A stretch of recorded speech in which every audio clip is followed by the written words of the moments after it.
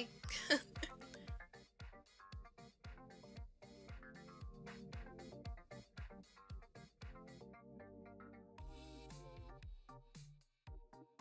Alright, I'm still getting the hang of volume stuff. And hair stuff. I cut my bangs again. I can't tell if I regret it or not. But they're behaving for now. We'll see how I feel as the night progresses. Yeah.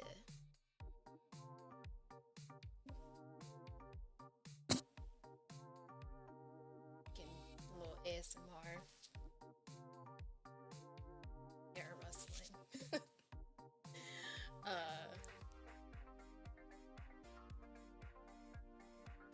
It's like one piece if you could just.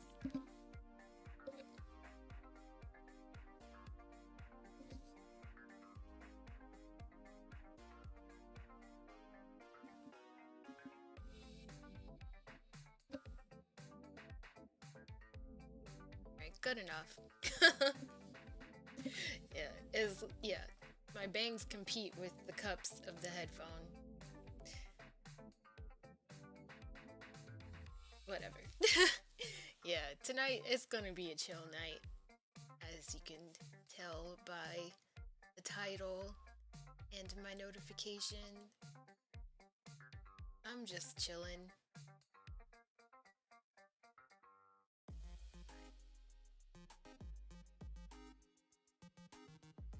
Change the playlist real quick.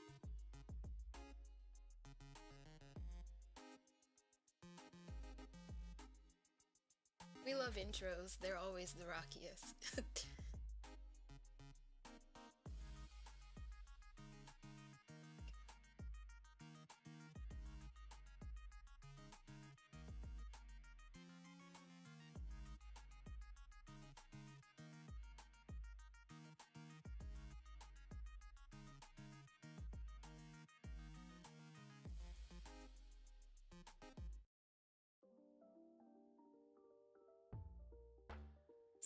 Hello, hi, hello again, hi, hello.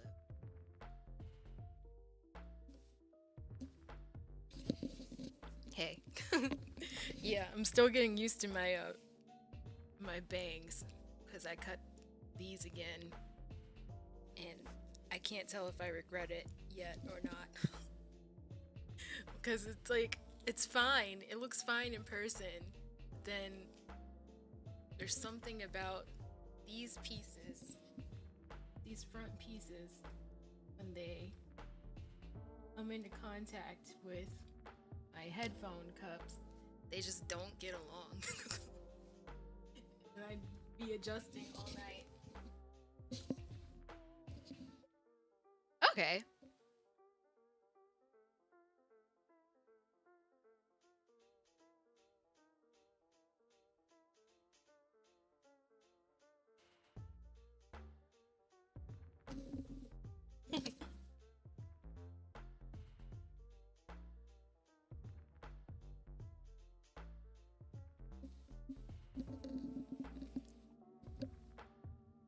Okay, there we go.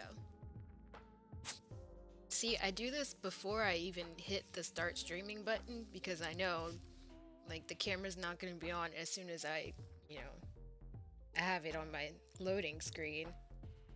Then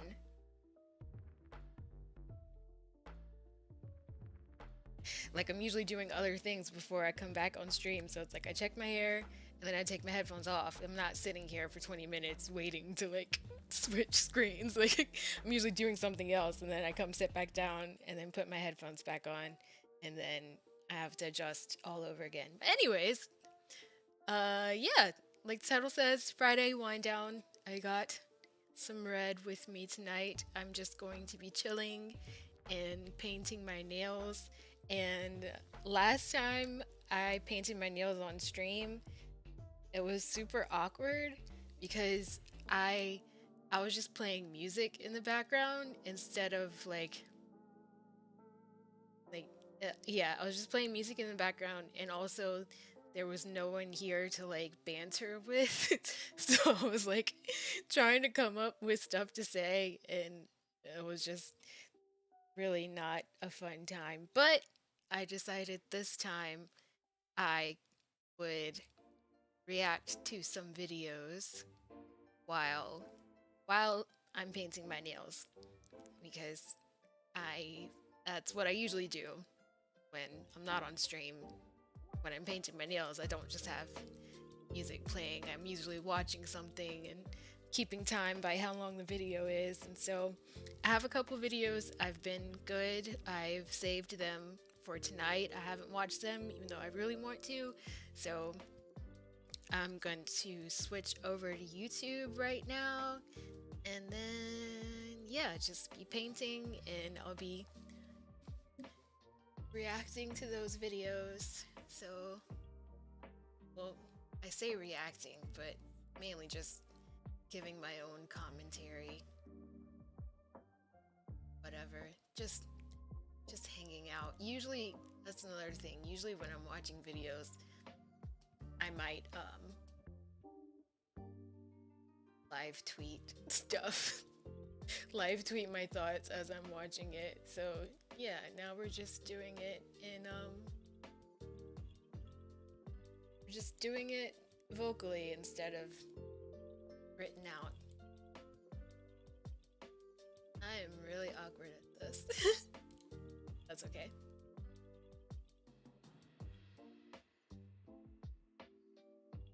That's loading.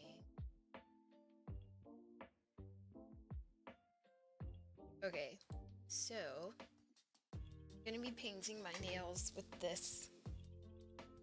It's really pretty pink. I actually had my nails painted this color earlier, but like it was the first time using it, so I'm still getting used to like how much I need to use her brush stroke or whatever, and so it was like really bubbly and gross, but no one could tell because no one is as close to my fingernails as I am, so it still looked fine from a distance, but I was still just kind of like, you know, like I could feel and see the bubbles. It was like, eh. So I'm doing them over, and while I'm doing that, I scoot this over.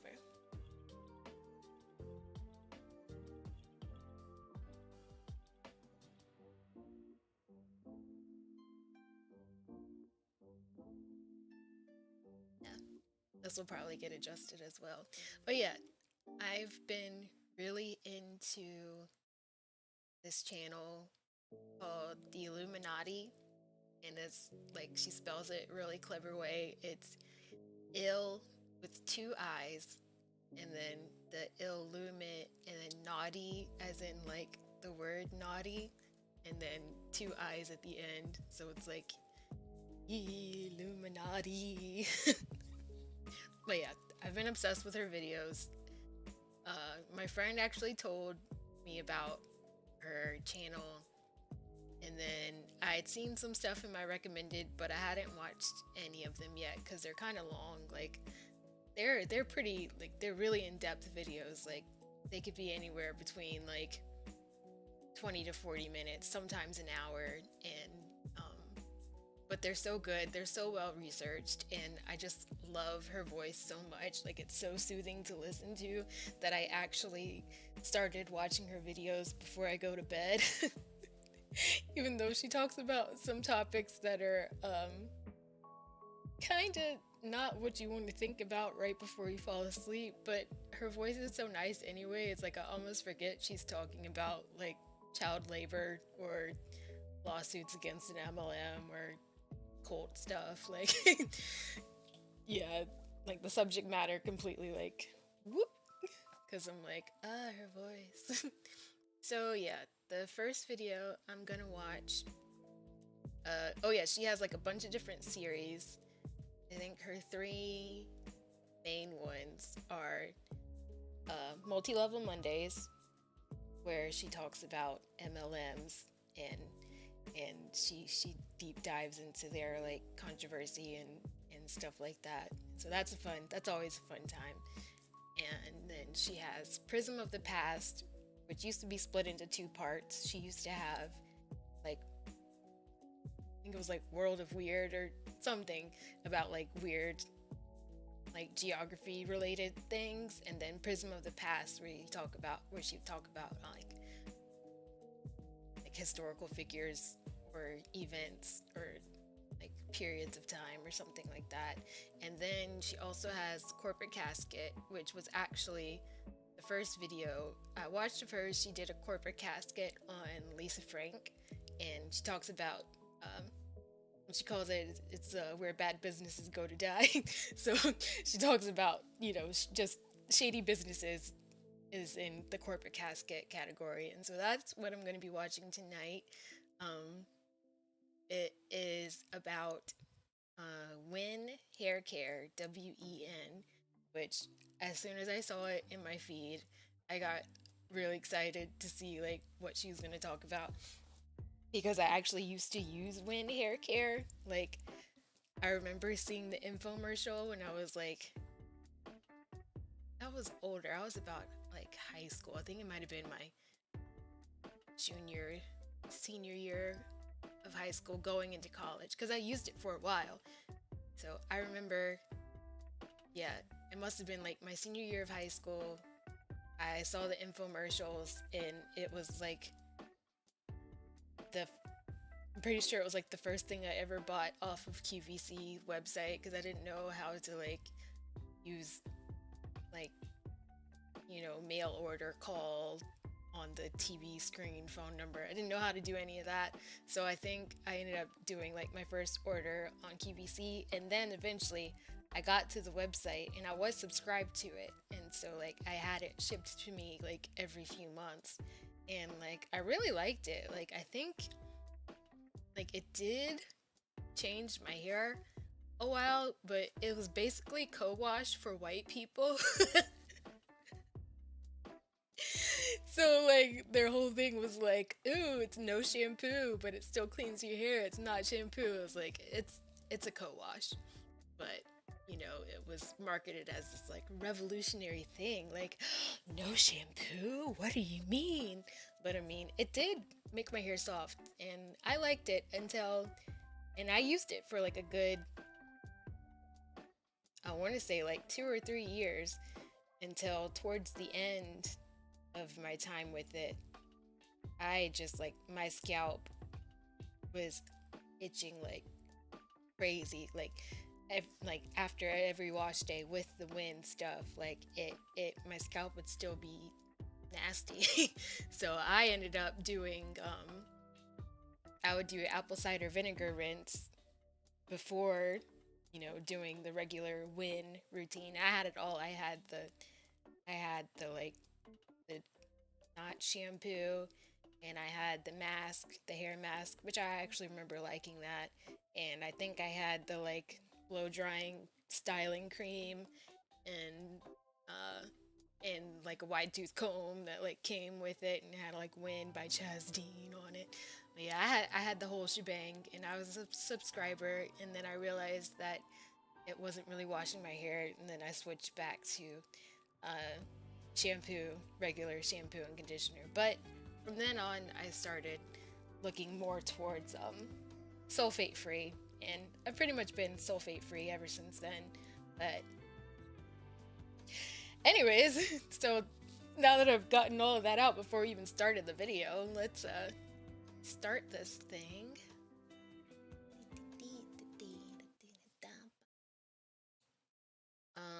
And I hope it is loud enough, because I'm still working on that. This is my first time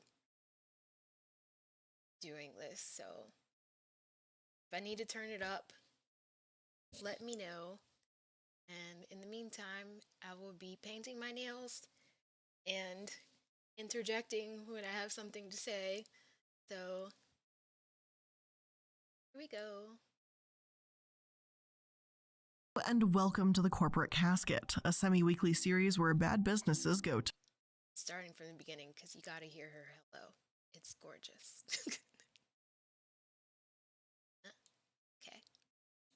Hello and welcome to the Corporate Casket, a semi-weekly series where bad businesses go to die. We will discuss any and everything from bad charities, terrible CEOs, and businesses that have a lot to hide. Now, today we're going to be talking about a company that really isn't talked about much anymore, but I think the impact and just like what happened to them in general is really important to go over. And we're going to be talking about Wen Hair.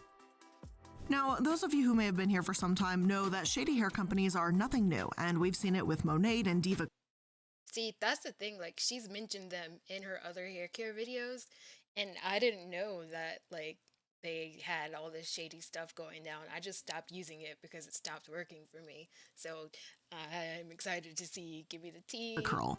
Wen Hair is a similar tangled mess, so let's get right into this hairy situation and see what we can find.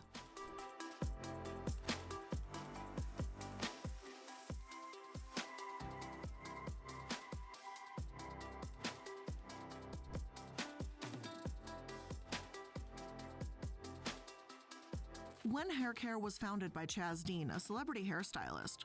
𝖘𝖚𝖕 was born in Vermont and adopted as a child before eventually settling in LA, California in the mid-80s.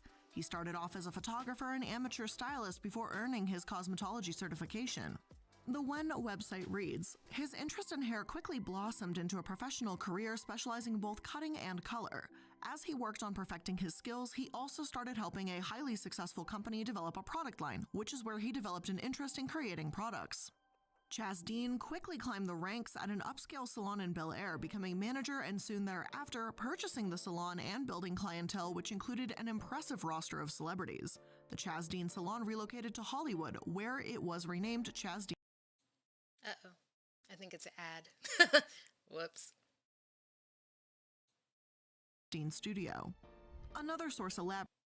Oh yeah, 𝖘𝖚𝖕𝖕𝖕𝖕𝖕. These pictures must be newer because in the Wen infomercials I remember, he had glorious flowing 2000s flipped out hair and he would just like shake it.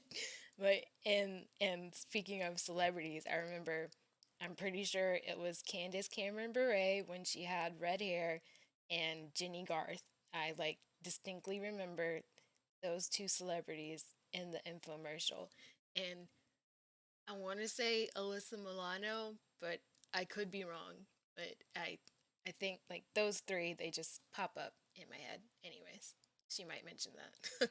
Elaborates and says, his salon has since become very popular and is known for its tranquil atmosphere and all-natural line of hair and body care products that were developed by Mr. Dean. The salon caters to the rich and famous and does not advertise. He is most widely recognized for his hair care infomercials and for his appearances on the reality show Flipping Out, in which celebrity designer Jeff Lewis worked on his 3-part bungalow for most of season 3. I was able to find his salon online and, of course, seeing as it's called 𝖘𝖚𝖕𝖕𝖕𝖕𝖕 Studio. The studio has glowing reviews on Yelp, and according to Wen's website, it means to offer high-scale clients an escape from paparazzi and an intimate, secluded environment. Funnily enough, though, I don't... Okay, so he's still kicking. So what happened? All right, I'll find out if I stop much posting. mention of Wen's story on the Wen website. When I clicked on the Why It's Unique tab on the Wen website, I expected to hear a story about 𝖘𝖚𝖕𝖕𝖕𝖕𝖕 and how he developed these products because no one else was using the argan and coconut oil he was, or some sort of explanation as to how unsustainable the industry appeared to him and how he wanted to change things. Instead, all I found was some basic information about his product line, sales line, like this helps give your hair volume, shine, and soft touchable hold without residue, but nothing about Wen's creation itself. I'm not saying that these stories don't exist or that this proves 𝖘𝖚𝖕𝖕𝖕𝖕𝖕 made these products on a whim to make money. I've got no idea what his motives were. But if I, as an individual, created a product line, that would absolutely be a part of my website and part of the story on the About Us page. This just struck me as a bit odd, and that's all I'm really saying by pointing this out. I mean, the website doesn't even say when Wen was founded, and God, that's a bit of a tongue twister. Try and say It's probably because he didn't invent the combination of coconut oil and argan oil. Anyways. that 5 times fast. But I had to go through another source entirely to learn that they were developed in the late 1990s. In fact, while Wen's actual website seems devoid of information, it's 𝖘𝖚𝖕𝖕𝖕𝖕𝖕𝖕𝖕𝖕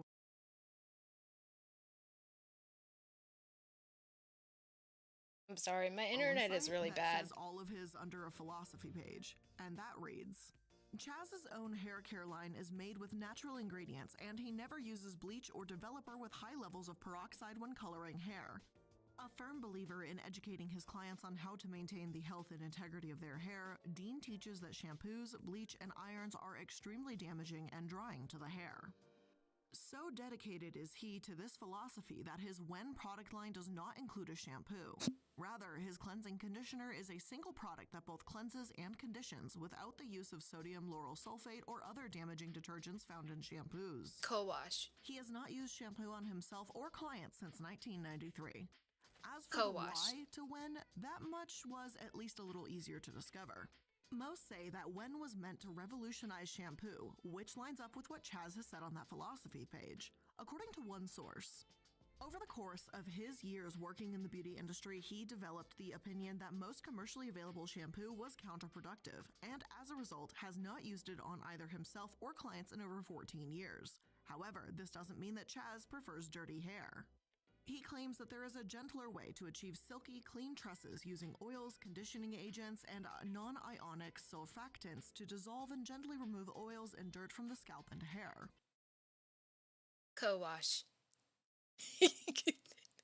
He's talking about co-wash. Yes, yes. And even nowadays, like with the whole natural hair movement, and we've been more accepting of co-washes, but like we know that y- every now and then, yeah, you can use your co-wash, it's gentler on your natural hair, but you're gonna have to go in with a clarifying shampoo at least like twice a month. Like you're gonna have to get rid of that buildup. Like cleansing conditioners do not get rid of buildup. But anyways,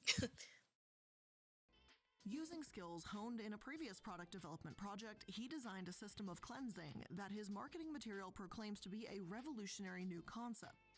The result is a highly successful Wen hair care product line founded upon the concept of a sulfate-free, non-foaming cleansing and moisturizing conditioner.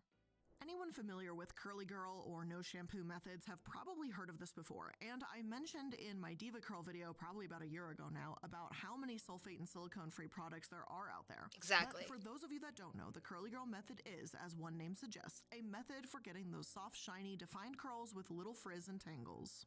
It says to avoid sulfates commonly found in shampoos, which strip your hair of its natural oils, and silicones, commonly found in conditioners that can build up over time. The main point of this no-poo idea that Chaz was catching on to, aka using less shampoo.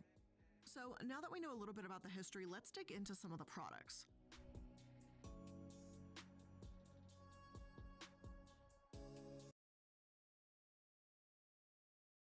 Yeah, these okay, this is an actual ad. Yeah, it's I feel like I'm kind of pushing my internet to its limits by streaming and watching videos at the same time, but I'm here for it. Now, in order to view products on the Wen website, you actually need an account.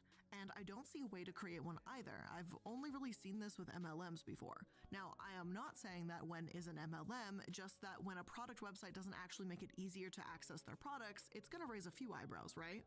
However, Chaz Dean's website does have the products listed, so I was able to take a look at them Oh, there. they still And seriously, all the exist. information is on Chaz's website, so what's the point of the Wen website even to begin with? I started with the cleansing conditioner, considering that it sounded like what really started the brand, as he mentioned conditioners earlier, and Oh, I see they went with the whole they look like they're copying like Biolage Matrix, like, because it used to be in this ugly ass, like amber looking. Let me see if I can. I don't know if she's gonna pull up the the old stuff if all she can find is on the new website.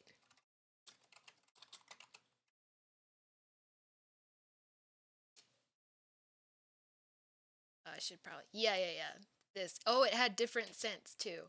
Yeah, this was the style back in the day. Your like Bath and Body Works, Earth Savers, like. Oh yeah, they used to come in this nasty looking like hipster brown bottles. They had different um different scents. I always got the sweet almond mint because that was just like the normal one. Because I think lavender was supposed to be for thin hair, and pomegranate was for another type of hair, and sweet almond was for normal hair.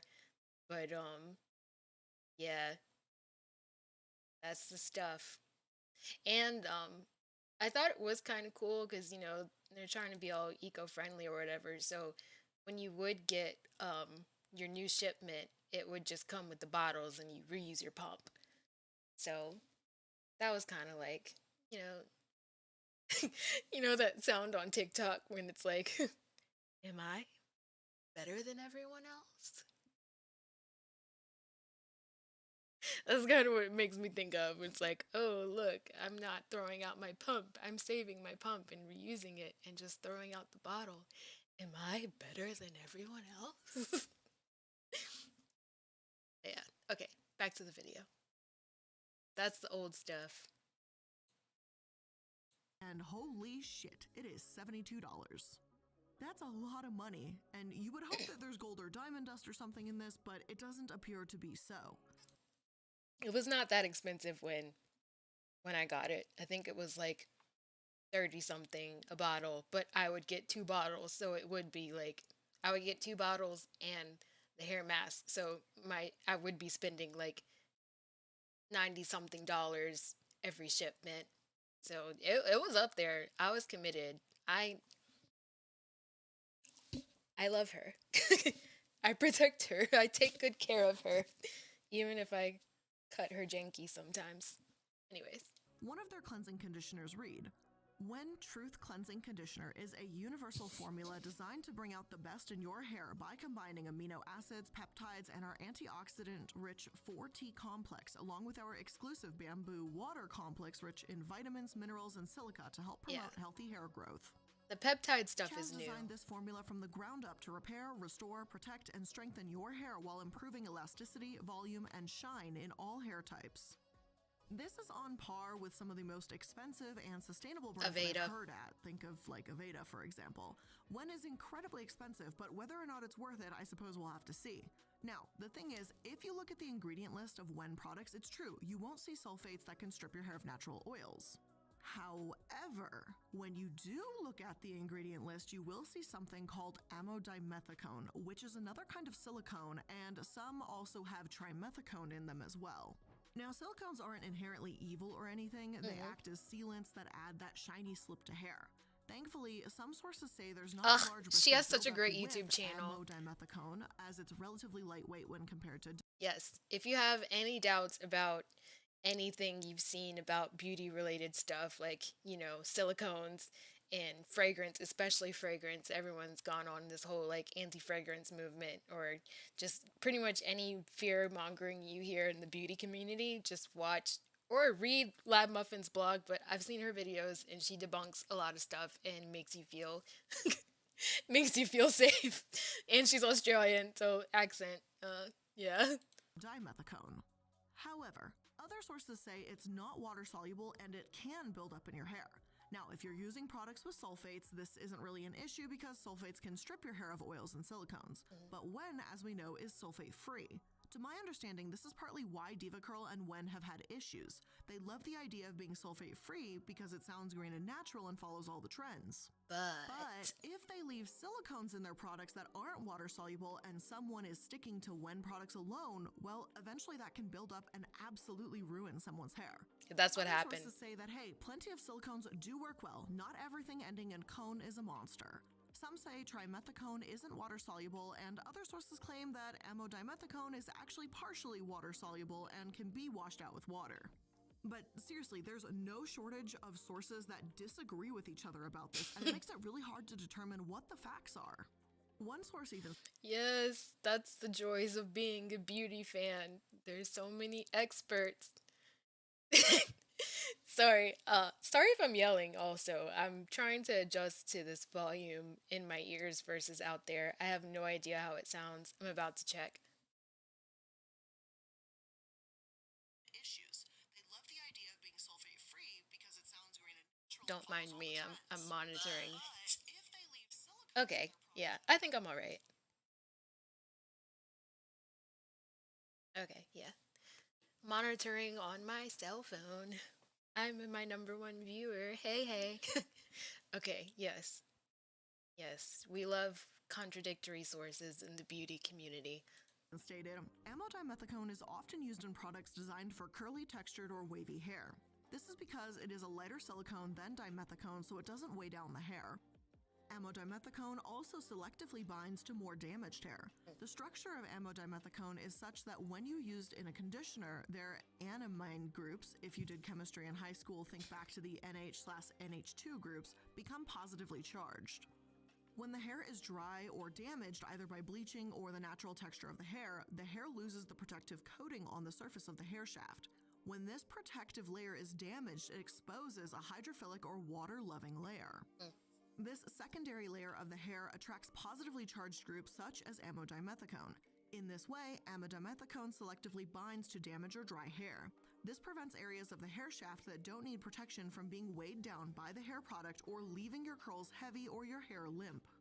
The protective coating that is created by 𝖘𝖕dimethicone is relatively long-lasting compared to other silicone products. However, unlike other silicones, 𝖘𝖕dimethicone doesn't leave buildup on the hair. Now, I could be entirely wrong, and with so much debate around this, it seems like there's only one thing I can say for sure. It depends on the person. However, if enough people are having issues, then it could be that the company simply got their cones wrong, didn't consider the solubility, or simply didn't put enough effort into the science behind their product. Now, this is pure speculation, I just felt it was worth mentioning. But before we get into the complaints surrounding 𝖋𝖈, there's another important aspect to 𝖋𝖈 that we need to cover, and that's their advertising. Oh boy, here we go. Oh yes. Get into it. Now, one thing that helped propel 𝖋𝖈 into the industry giant that it became was its advertising. Infomercials. Celebrities like Alyssa Milano and Gwyneth Paltrow endorsed it. The products were featured on QVC, a home shopping network, and they were marketed by an auto ship giant, 𝖘𝖚𝖕𝖕𝖕𝖕. Yes, all these names. I knew it was Alyssa Milano. I specifically remember Alyssa Milano and Jenny Garth, but I don't remember Gwyneth Paltrow, but that makes sense. She seems like she would be a Jazz Dean girl. Okay, yes, 𝖘𝖚𝖕𝖕𝖕𝖕𝖕𝖕𝖕. I keep thinking Gunther from uh, Adventure Time. In early 2015, actress Brooke Shields Yep. was their official brand ambassador. Now, I've got issues with Gwyneth Paltrow and her ridiculous pseudoscience brand group, but those are other episodes entirely. They're good I episodes. can't say I'm surprised to see her here, that's all I'm really saying. If she can't be bothered to research her own products and be sure they aren't harmful, well, naturally she'd support anything with the word revolutionary stamped on it before sealing if they've done any damage. In case you can't tell, I'm a little bitter about spending an entire afternoon in her online summit from last year. I'm still very bitter about that. But That's a hilarious episode. I found one of 𝖋𝖈's ads on QVC to see if there's any wild claims or shady behavior. At first, I was actually a little bit hopeful when I heard at the very start that they were matching charitable donations, until I heard that they're donating money to the Wounded Warriors.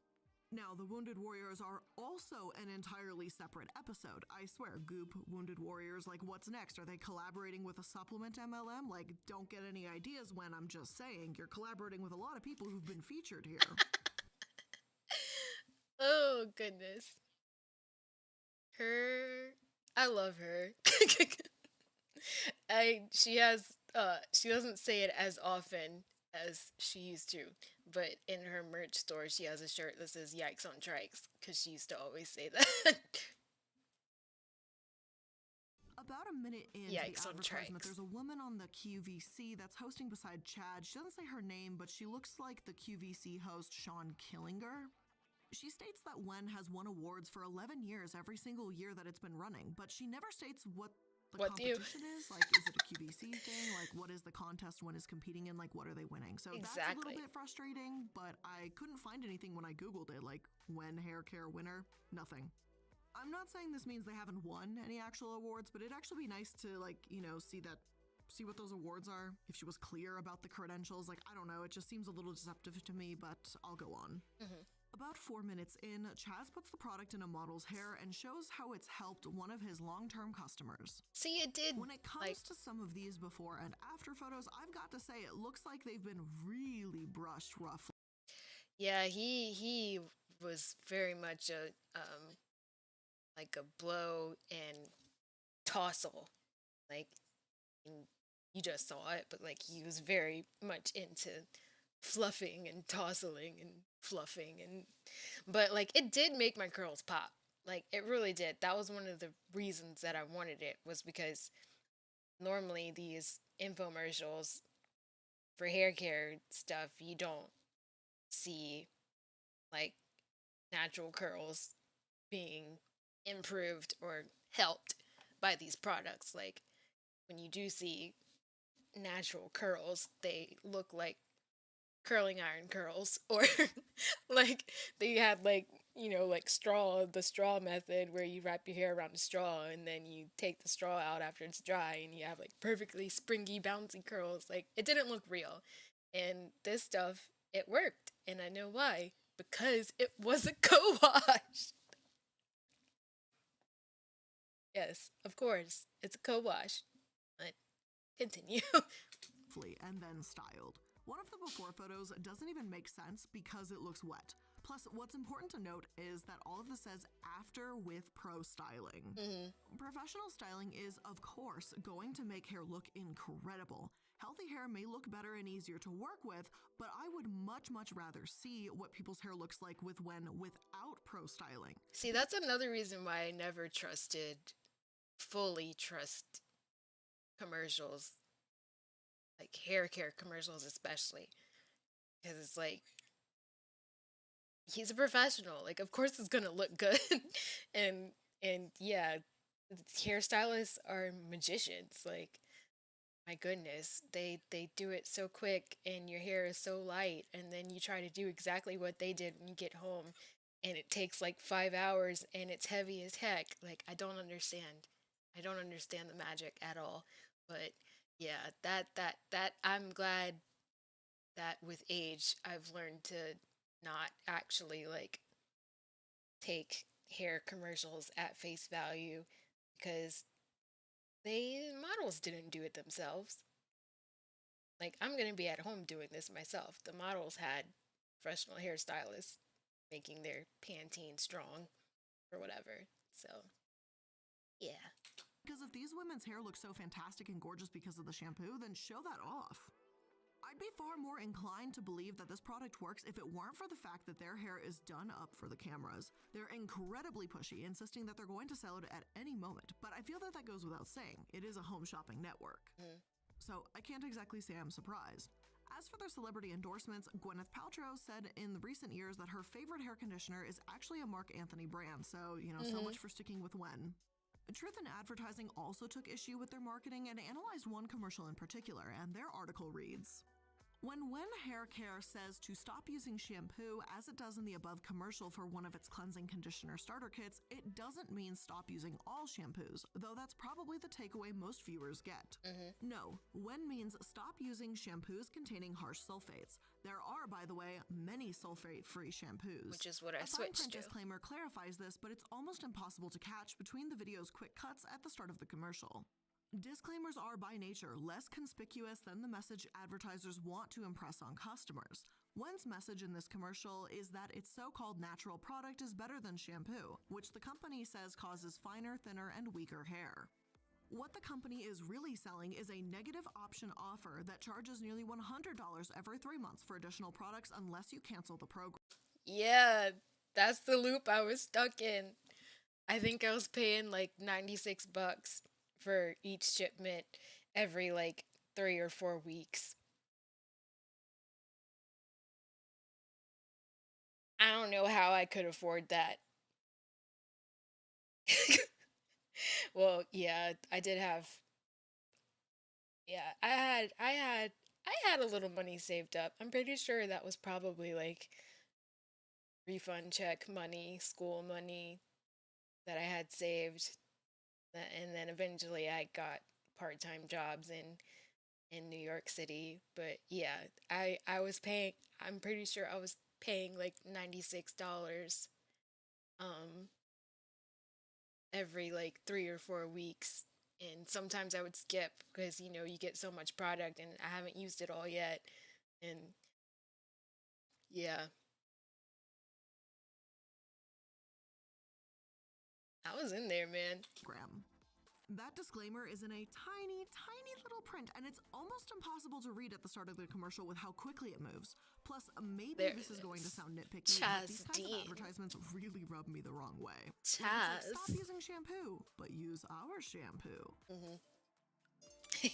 Everyone's hair is different. Like, maybe someone with fine, oily hair needs to use sulfate shampoo every day. Like, who the hell knows? You got to do what's best for you. So for a company to make sweeping broad generalizations and act like they are the ultimate solution to all hair problems, I mean, they might as well be setting themselves up for failure too. But anyway, now that we know who the company is and what they sell, we're going to start taking a look at the many, many issues and complaints. But before we jump into discussing issues with wen hair care and the FDA, let's just take a quick moment to thank today's sponsors. Making content is I guess I can mute the... Oh. I would skip it, but it's time for my second coat, so... and painting my nails. I can skip it. Let's see.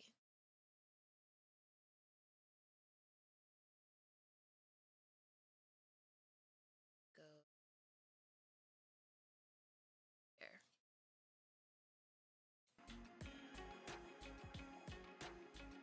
So now let's get into the wen hair care and FDA problems.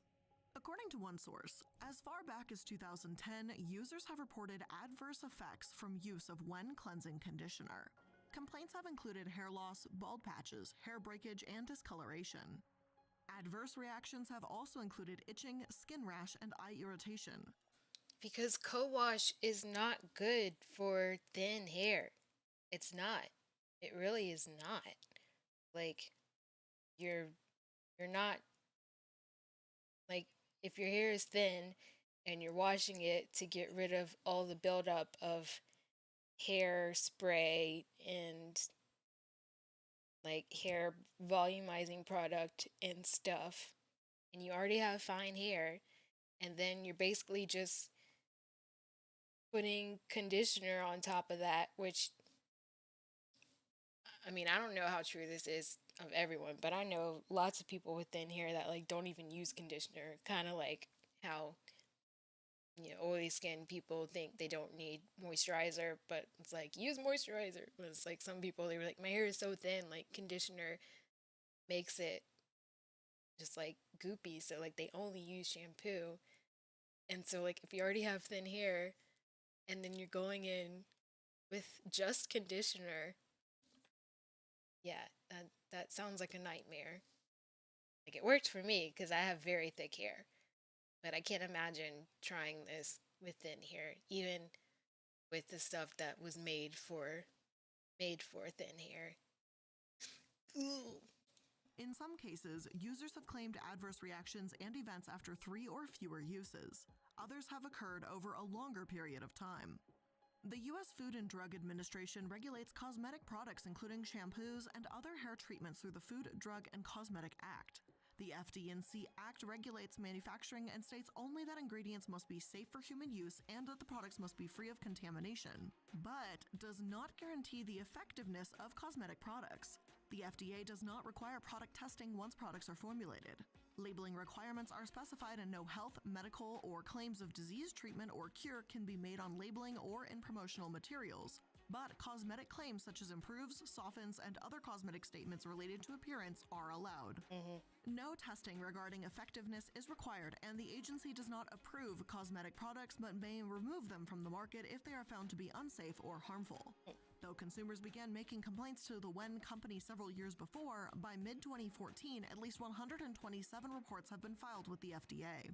This number of reports allowed and prompted the FDA to open an investigation into the wen company and Chaz Dean Incorporated and its manufacturing and distribution facilities and to the parent company, 𝖘𝖚𝖕𝖕𝖕𝖔𝖗𝖃. And we will get into the investigation in just a second, but let's get into some of these earlier complaints. I know that 127 may not sound like a lot. However, as one source states, in 2007, the agency received fewer than 200 complaints total for all personal care products throughout the company. So 127 for one product is quite a lot. After all, it's one thing for a product to not make our hair quite as sleek as we hoped. It's another for people to report irritated scalps and hair falling out. The majority of... Yeah, that sweet mint, that's probably what irritated people's skin, because mint and tea tree oil, that shit burns. Like, if you like use too much of it, like if you're really sensitive, like it's strong. So I can see that happening in people. Complaints eventually received from customers was about the Sweet Almond Mint Cleansing Conditioner. As Chad said various times on QVC, in the clips I watched, and on many other episodes, this was his first product, and it's, as he says, universal. I don't know how he can possibly say this when, according to the FDA's website, up to November 15, 2016, the FDA has received 1,386 reports from consumers. When the FDA inspected the manufacturing and distribution facilities for these products, we learned that consumers had reported reactions in more than 21,000 complaints submitted to 𝖘𝖚𝖕𝖕𝖔𝖗𝖙 Incorporated and 𝖘𝖚𝖕𝖕𝖕𝖕𝖕 LLC, the companies that market and manufacture the products. The law does not require cosmetic companies to share their safety information, including consumer complaints, with the FDA, nor does the law require mandatory reporting of adverse events to the FDA. 𝖘𝖚𝖕𝖕𝖕𝖕𝖕 stated that since 2011, at least 66% of all reports specifically about hair loss have named the Sweet Almond Mint variety. The following varieties were named most often in reported reactions. Sweet Almond Mint, 5,689 complaints. Lavender, 2,537 complaints. Pomegranate, 1,542 complaints. I have no idea what that does to your hair. Massive spike in complaints, from 127 in the early days to over 20,000.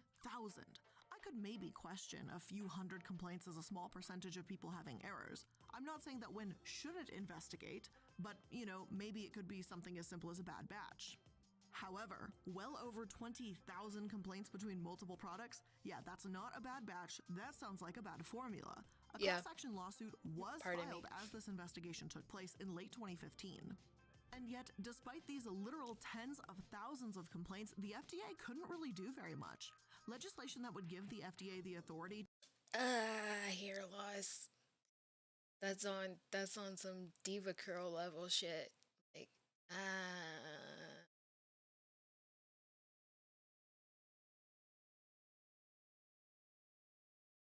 sorry, it kind of broke down for a moment. I just can't imagine.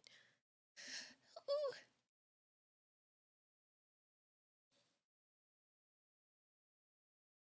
Okay, continue. To test ingredients used in cosmetics and issue mandatory recalls has been presented before, but 𝖘𝖚𝖕𝖕𝖕𝖕𝖕, WEN's distributor, has lobbied against it. 𝖘𝖚𝖕𝖕𝖕𝖕𝖕𝖕 carries brands such as 𝖘𝖚𝖕𝖕𝖕𝖕𝖕𝖕 and Meaningful Beauty, brands that you'll often see on QVC or home shopping channels and infomercials. And in Ulta. Also the people behind Proactive. Also in Ulta. And they were always on sale because nobody bought that. It was too expensive. Nobody wanted it. So they were always getting marked down. Grape Erase, I'm pretty sure they got rid of Meaningful Beauty and they replaced it with Juliana Rancic has a beauty line that's basic as hell, but yeah, I'm pretty sure the Meaningful Beauty is out and Juliana Rancic is in. And yes, Grape Erase, no one cares. Proactive, I think people still care, but it was right next to the Clarisonic, like, power brushes things. More people came in for that than they did for the Proactive. Yeah. 𝖘𝖚𝖕𝖕𝖕𝖕𝖕 has actually had some serious problems even in recent years. In 2019, the National Advertising Division came after them for the claims they used surrounding Grape Erase as they paid out an $8.5 million lawsuit that same year for auto-renewal payments surrounding WEN and Proactive. According to one source, direct beauty marketing company 𝖘𝖚𝖕𝖕𝖕𝖕𝖕𝖕 settled an $8.5 million lawsuit alleging it illegally charged customers for WEN hair and Proactive acne products through automatic payment renewals, officials announced this week. I was on that auto pay life. The 𝖘𝖚𝖕𝖕𝖕𝖕𝖕 company of failing to disclose to customers buying the product online that they would be recurring charges for the product. So yeah, I guess it makes perfect sense why 𝖘𝖚𝖕𝖕𝖕𝖕𝖕𝖕 would be all for giving the FDA less power to call them out and lobby Congress to feel the same. As an aside note, this is incredibly shady of WEN to promote these auto-renewal payments, though I promise we will get to those complaints in a moment as well. Mary Kay, unsurprisingly, has also been against these amendments because, as one of their representatives stated, if you are in business and not involved in politics, then politics will run your business. I understand that these companies, whether Wen, Mary Kay, or anyone else, don't want to be controlled, but the total lack of regulation in the personal care industry has been worrying for quite some time now. As the New York Times stated, the face-off comes amid growing consumer concern about the safety of beauty care products and follows a string of other scares, including the discovery of hair products and skin creams containing hazardous ingredients such as formaldehyde and mercury. People don't realize there is effectively no regulation of cosmetics, said Representative Frank Pallone Jr., Democrat of New Jersey. He, along with Ms. Feinstein and Ms. Collins, has pushed to strengthen a 1938 law that was passed to regulate the pharmaceutical industry, but contained 2 pages that address cosmetics, leaving it essentially unregulated. Joe Hickson, a spokesman for 𝖘𝖚𝖕𝖕𝖔𝖗𝖚, the distributor of Wen, said the company has evidence and studies that we believe demonstrate Wen is safe and does not cause hair loss. In addition to it sounding like Zen, the system is a completely adverse way of looking at cleansing the hair, the product's website boasts. Thus, Wen is new spelled backwards. I did not catch that. I used that product for a good 2-3 years, and I did not even think to question where the name Wen came from. Like, I thought he was trying to be like faux Asian, with the Zen stuff. I did not even realize that it was new spelled backwards.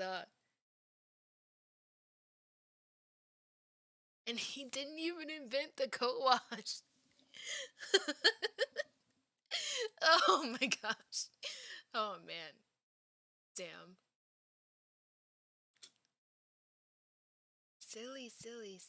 Silly me. The company also sells what it calls unique formulations gentle for pediatric use. Miriam Lawrence of Denver said she used Wen's Sweet Almond Mint Cleansing Conditioner on the hair of her daughter, Eliana, then 9, about 3 times in late 2014. Within days, her daughter's brush was full of hair. 3 weeks later, Eliana was bald. Damn. It changed our life in just a couple shampoos. It's ridiculous, said Miss Lawrence, whose daughter has grown back most of her hair and eyebrows. And It was marketed to be extra gentle, no harsh chemicals. Mr. Pallone, in a letter to the FDA and 𝖘𝖚𝖕𝖕𝖔𝖗𝖚, was pressed for answers about the Wen case. Yeah, if you think about it, baby hair is very fine hair, and co-wash is already something you don't want to be using on fine hair. So definitely don't use that on baby hair. My goodness. But of course, they didn't say that. They said it's good for everyone. It's universal. And in an interview, he cited it as an example of why current law is failing and more rigorous regulation is needed. And yep, you did actually hear that right. Wen claims that they're safe for kids, and yet their products made a 9-year-old go completely bald. Wen was initially denying any responsibility around this time too. And yes, thankfully Eliana has grown back most of her hair, but others have said their hair has grown back more brittle since they used Wen. One reviewer on Consumer Affairs named Christine said that even though she gave up Wen 3 years ago, the damage has been done and her hair has changed ever since. Anna said the same, that even after visiting 4 dermatologists, her regrowth has been poor. So far, the fact is that Wen has been marketing itself as a product that's safe for kids when these complaints imply that it could do long-term damage to hair, and that makes them extra scummy in my eyes. If I were growing up with bald patches, I probably would have been bullied, teased, and my self-confidence would have been shot. And as a matter of fact, I don't even have to say that in a hypothetical sense. My younger sister has severe alopecia, and from time to time she does lose her hair and she gets bald patches, and she was bullied really badly in middle school and in high school, and I kind of had to be the big sister that had to step in. And rude. I can see even now that that issue from when she was younger has had a profound effect on her in adulthood now, and it's just really sad to see that my own sister will never be as fully confident as I think she could have been because she's so self-conscious about what happened. School kids can be ruthless at times, so I feel terrible for any children that may have had to deal with this at the hands of their parents using Wen care. Yikes. Unfortunately, like I said earlier, there was really nothing the FDA could do. Unless Wen clearly violated the law by contaminating a product, the government has no recourse, even if a product is dangerous. So as long as it's legal, their hands are tied. Mary Kay and the Direct Selling Association have worked to lobby against these new policies that would give the FDA power to act in these types of situations. So at this time, we're finally going to get into the class action lawsuit and the companies involved. So let's see what mess Wen has gotten themselves into. Yeah.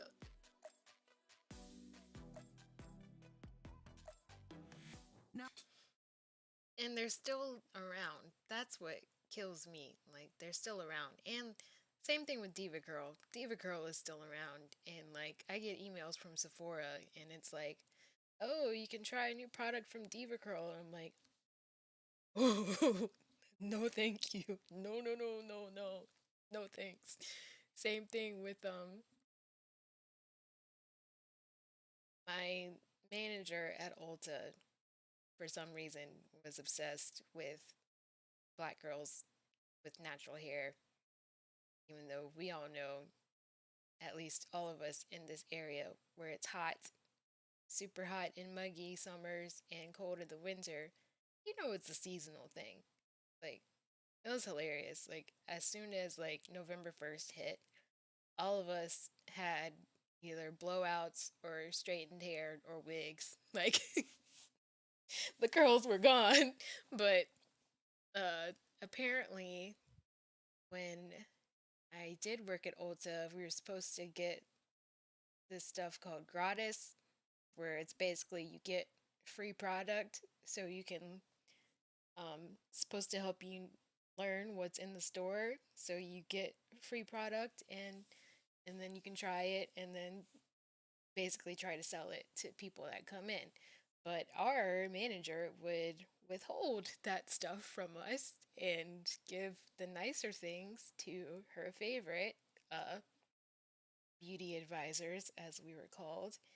And yeah, and it sucked when you go in the manager's office and you see this big pile of stuff that was supposed to be given out to us just sitting there, and then you see certain people taking bags of stuff home, and you're just like, hmm. Anyways, since my manager was obsessed with this older white woman, she was obsessed with all of us black employees with natural hair. Uh, Whenever I would get gratis, she would always give me like curly hair stuff. So I was like, cool, but at this point in time, my routine is set. Like, it was already set back then, but now it's like set because I have a specific brand that I love that has a whole system that doesn't auto charge you. It's not $96 every 4 weeks. I mean, it's like $64 for the complete set, but that is a fraction of what I was paying for Win, and it's completely worth it. And it comes with a scrunchie every time, so like hell yeah. But anyways, yeah, she would always give me curly hair products, and my hair would be straight, and I was just like, oh, thanks. And like I used one co-wash, and I was like, cool, never using this again. It didn't really do anything for me. And then she gave me some Diva Curl product, and I was like, instantly in the trash. Like, we're not doing that, not at all.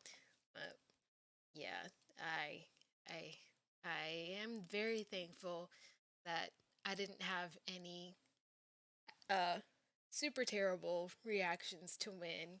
Like, it just got to a point where the buildup was unbearable, and I had to go back to regular sulfate free shampoos because they do exist and they work fine.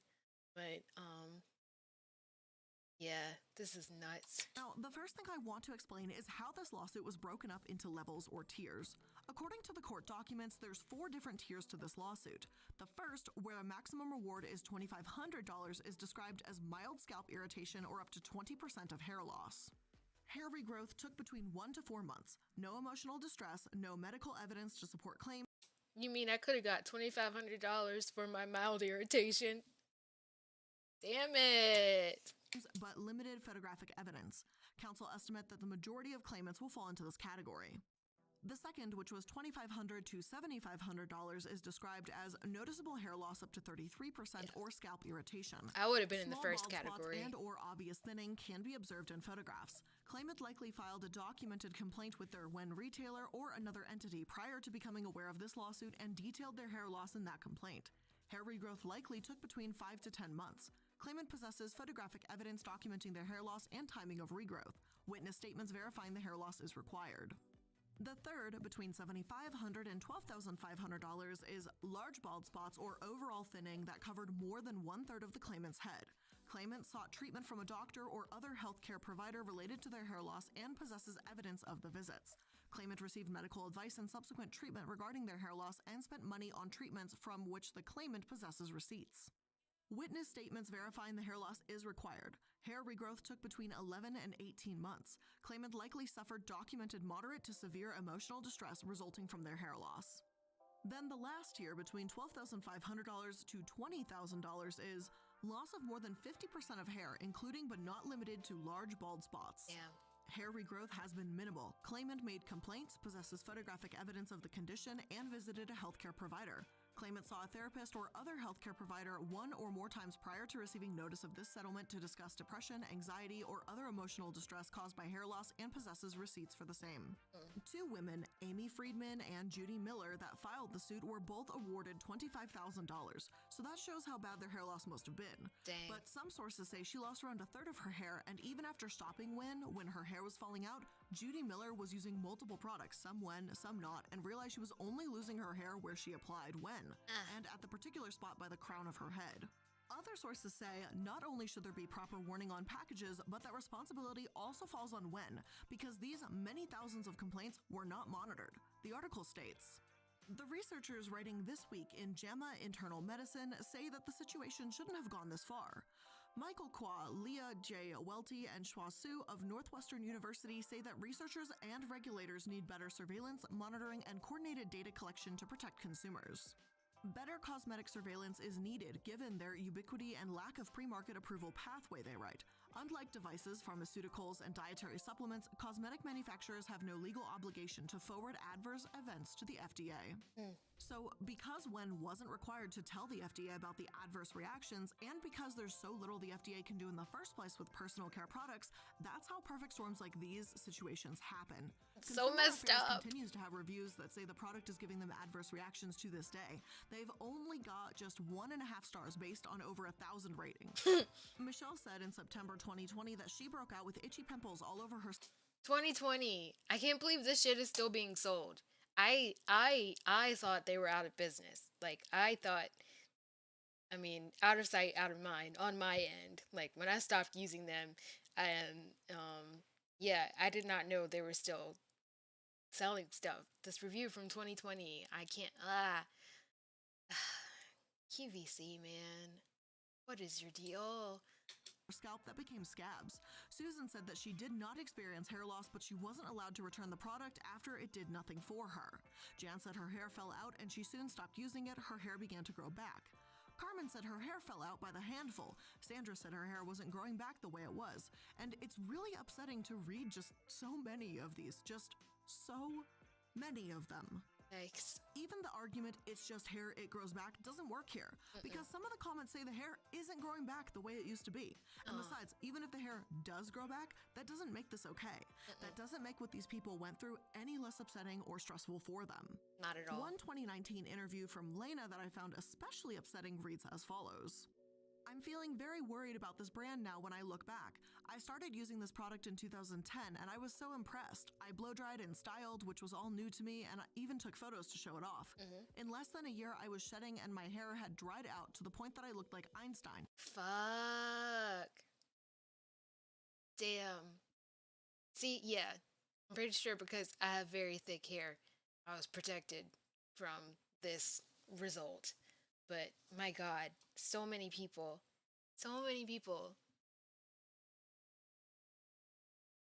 The world wasn't properly educated on co-wash yet.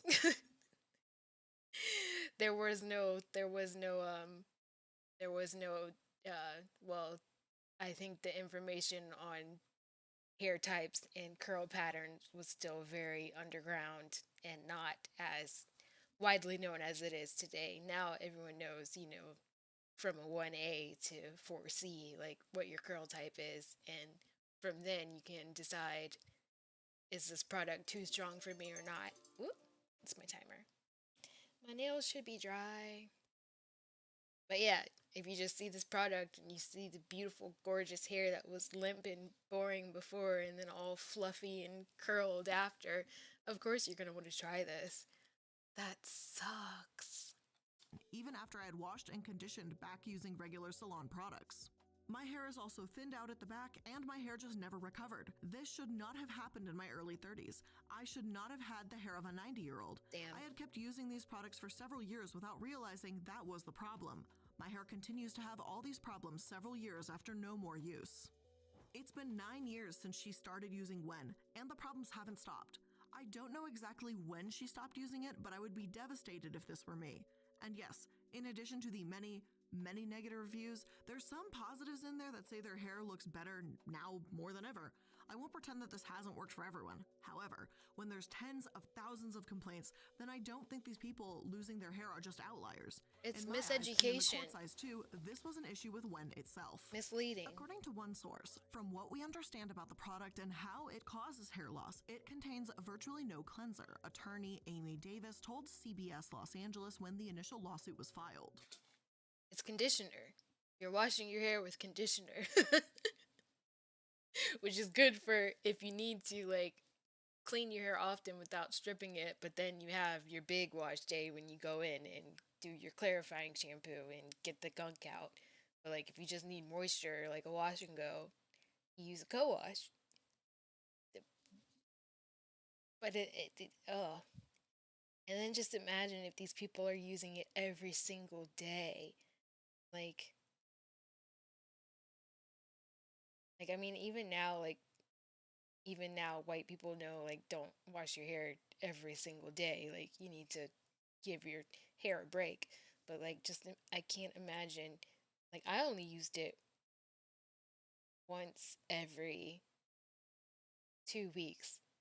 Pretty sure I washed my hair, like, every other week in a month. And so, like, I wasn't using it that often. I was only using it about twice a month.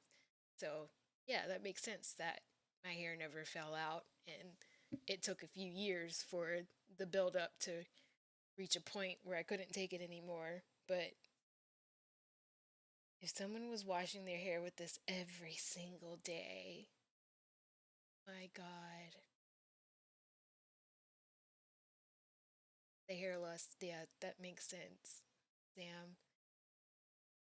Okay, we're almost done. It's like using lotion to wash your hair. So instead of removing the product when you rinse it off, it just becomes impacted in your hair follicle. It stays. Eventually, after all of 𝖋𝖚's appeals Exactly. were exhausted, tier payments were made in 2018. 𝖋𝖚 ended up having to pay around $26 million in this class action lawsuit to those whose hair they destroyed. The photos people have posted about their hair loss too are insanely devastating. Some websites have compiled the absolute worst images that show bald spots, almost completely bald heads, and sinks full of hair. Like, you name it, it's there. Makes me so However, sad. what makes this all especially frustrating to me has been 𝖋𝖚's reaction and what Chaz has said to completely invalidate these women's experiences. Oh So boy. let's get into this tangled mess next.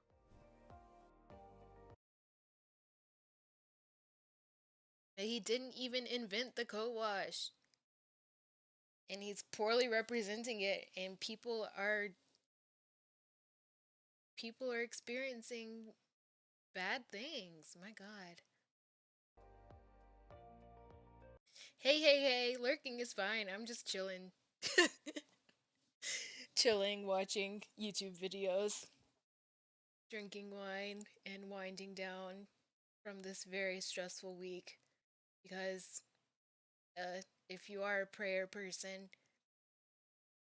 thoughts and prayers, we say they don't go very far, but they'd be very appreciated right now because Louisiana, my state that I live in, is basically the epicenter of the pandemic at this moment in time, and it's very frightening. So I'm just trying to relax. I laugh because I don't want to cry. Anyways. According to one source, Chaz and his team conducted clinical trials after all of this happened, and that should be fantastic, right? Then he can understand what went wrong and to see how they can improve. But this isn't exactly the case. These clinical trials only reaffirm Chaz's belief that his products are safe.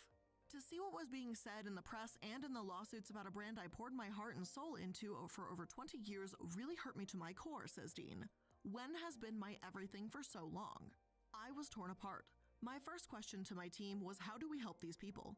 I've spent my life helping people and working to give my clients beautiful, healthy hair. I understand that hair loss is a very emotional issue for anyone suffering from it. So no matter what the outcome was going to be of the allegations, there were a lot of people involved who needed support and deserved answers. He should have done his research. Research. He should have done his research better. Like, he should have educated these people on how co-wash works. Like, and yes, like, if you're gonna co-wash, like, it's not an everyday thing. It's not a replacement for shampoo. Like, that. Under my skin. Yeah, he didn't know what he's doing. Knowing how intricate the hair loss category is, the first step for us was to test the products. To prove his products were safe, Dean worked with Wen's retail partner, 𝖘𝖚𝖕𝖕𝖔𝖗𝖙, to See, yeah, I keep pausing it. We only have like 5 minutes left. Anyways, I'm very passionate about hair care, so I have a lot to say on this topic, and this is a product I've used before. So, yeah. Anyways, I think the products themselves are safe. Like it are safe if you don't have sensitive skin. Like, because mint is going to react poorly. Tea tree oil reacts poorly. Lavender, I mean, it smells strong. I put it in my not humidifier, diffuser back there, and it's strong. So I can only imagine what that does to your scalp. But yeah, I think the products themselves are probably safe, but it's the way that he advertised for them to be used. That's the unsafe part. Like, co-wash is not meant to be used every day. Like, even when you do co-wash, it's like every other day or like every few days. And then once your hair is dried out, you co-wash again. And then after a few co-washes, then you go in with a sulfate-free shampoo or a sulfate shampoo. Like, you do you. But yeah, I think the products were probably safe, but the way that he advertised it as this like revolutionary replacement for your typical shampoo and conditioner, that's where the damage was done, and that's what's causing the hair loss and pain, and that sucks. He should just teach it better. He needed a black person on his team, honestly. To conduct a 6-week human safety test in which the cleansing conditioners in question were tested against a nationally recognized competitor brand of shampoo, and the results were comparable. According to Dean, this clinical study revealed that Wen did not have any increased occurrence of hair loss with a mass-market shampoo and conditioner.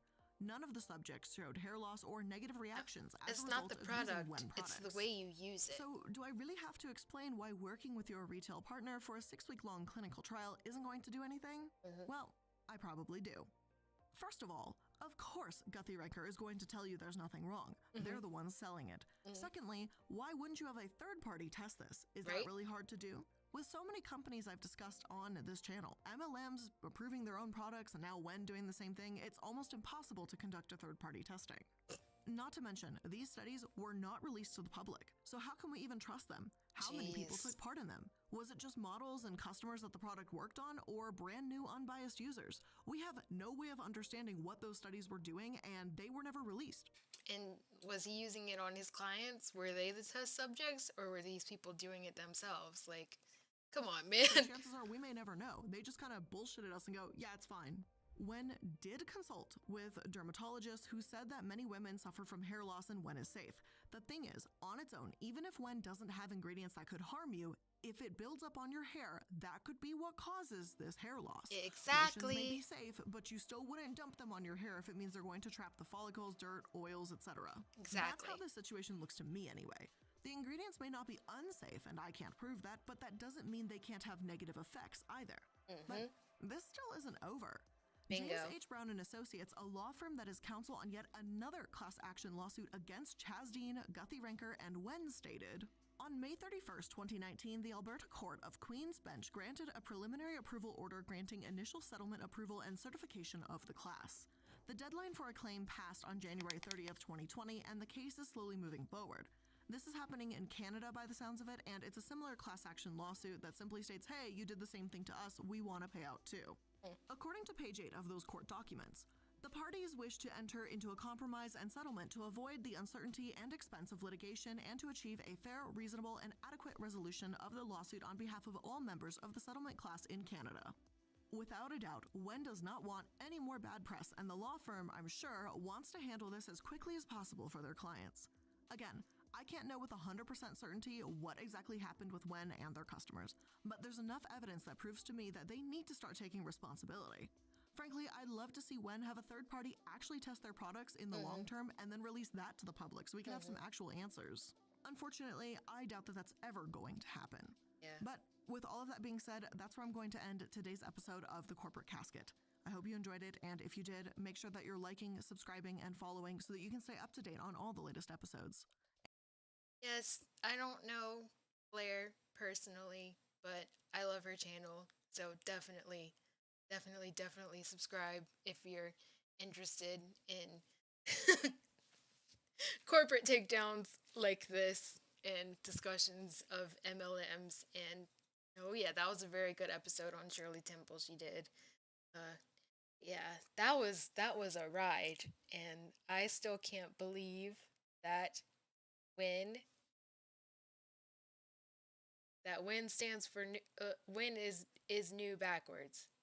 It's literally WEN new. Like, that's still like mind blow of the night.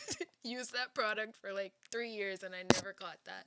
All right, so I'm going to refill my glass. I think my nails are dry. They're still, you can't see. They're still a little bubbly on my end, but I think they'll be fine because last time I painted my nails, I decided to try on dresses right after that, and they were still a little wet, and I was fooling around with zippers, and they got chipped and stuff. Well, not chipped, but like just got like dents in it and everything. But anyways, I am going to turn on this little another thing that I fall asleep to is which I posted on Twitter. It's the 𝖘𝖚𝖕𝖕𝖕𝖔𝖗 chill radio, and he's just, if it loads, he's just sleeping in his apartment. We're on season 3 now, so it's summer themed. So they've got summer items all around.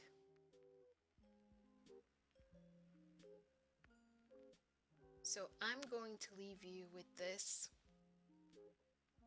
while I get some water, and I'll be right back. Let me make sure the volume's actually up. I'm gonna find another video. I feel like there's a couple more that I've been saving. Okay, be right back.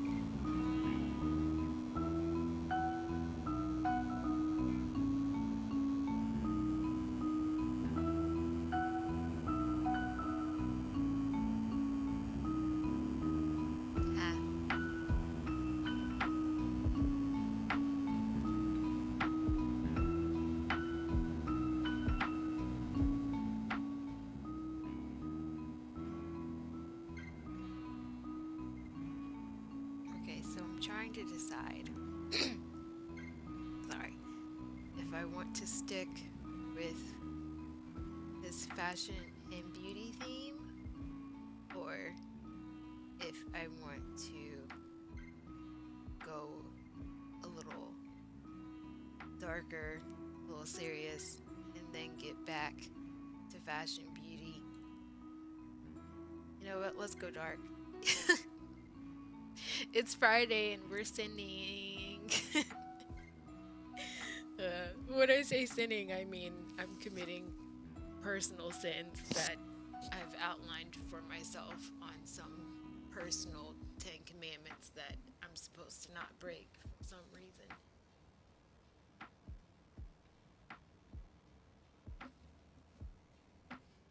Yeah, not actual sins.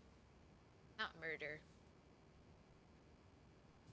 Maybe adultery. Not murder, never murder. Maybe gluttony, but at least not murder. Alright. Bang adjust.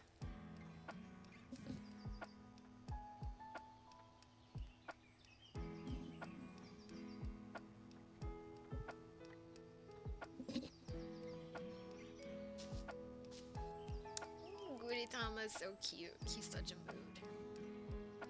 The lazy egg. Back there. Okay. Alright, so the next video I want to watch is Anthony Padilla. Spend a day with. Uh-oh, did he delete it? And I didn't watch it? Ah! Alright, well that answers my question.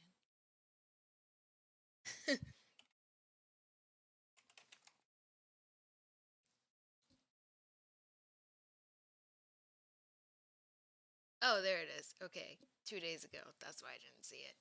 Okay, spent a day with the ex-cult member, born into a cult with 44 siblings. I had a very fascinating childhood. It was nowhere near this extreme, but I do have some thoughts on this topic. So, I will be reacting, and I'll probably keep it on mute while I eat, and then interject from here to... yeah. You know the drill. Here we go.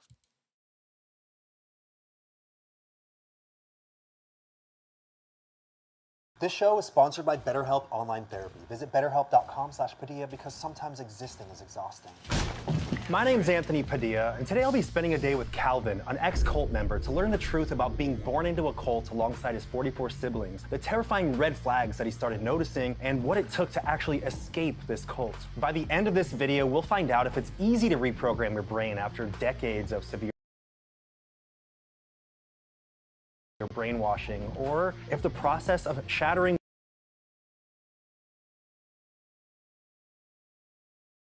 I can't answer that question for Calvin, but I can answer it for me. It ain't easy. It ain't easy. It is not. It's not easy. Great, continue. one's entire perception of the world is outright devastating or even torturous. Hello, Calvin. Brother, so happy to be here. Love what you've done with the place.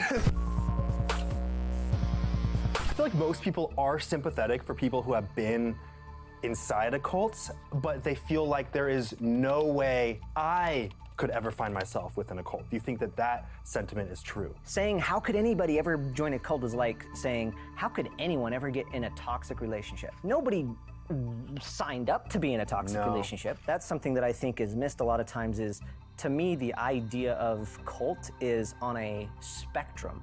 Right. And it can shift. It's not until you can remove yourself from it just enough to look at it and be like, holy shit, that's not what I want.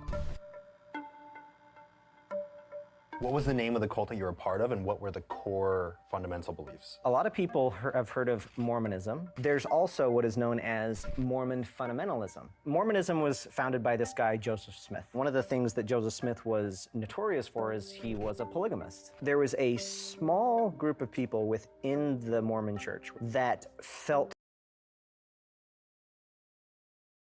Oh man, have you been hearing me chew this whole time? I thought it was muted. Anyways, yeah, I always find it fascinating how within, like, you know, at least in the religious side, like Mormonism, and I'm sure there are others, but like even back in the Bible, like polygamy is okay, but only for a man to have multiple wives, not for those wives to also have other partners. Like, I don't like that. Like, I'm cool with polygamy, but not like, it's gotta be 2 ways. that polygamy was a divine, sacred thing that they should practice, and so they continued to live it. And they lived it privately in this underground kind of movement. That's where I come from. You have to be connected to your priesthood head, your file leader, and be in this bubble. And if you go into the outside world, then at the best, you're in danger of losing your soul. And this is very literal. This is not a metaphor. One of the things that made it for me personally so incredibly challenging is not wanting to actually be damned to hell. When you imagined leaving, you pictured yourself actually like burning and Potentially, tortured. yeah, because the question always would come back to like, what if I leave and I was wrong that I left? Humans are storytellers, and what makes a good cult is a really good story. With really great rewards and Fantastic really rewards. damning punishments. Yes, exactly. So one of the rewards is if we continue to do good, if we continue to be obedient, then we ourselves can someday be a god. Literally, you become a Literally. god. How meaningful that Yeah. that can feel like when you're in that, like I can.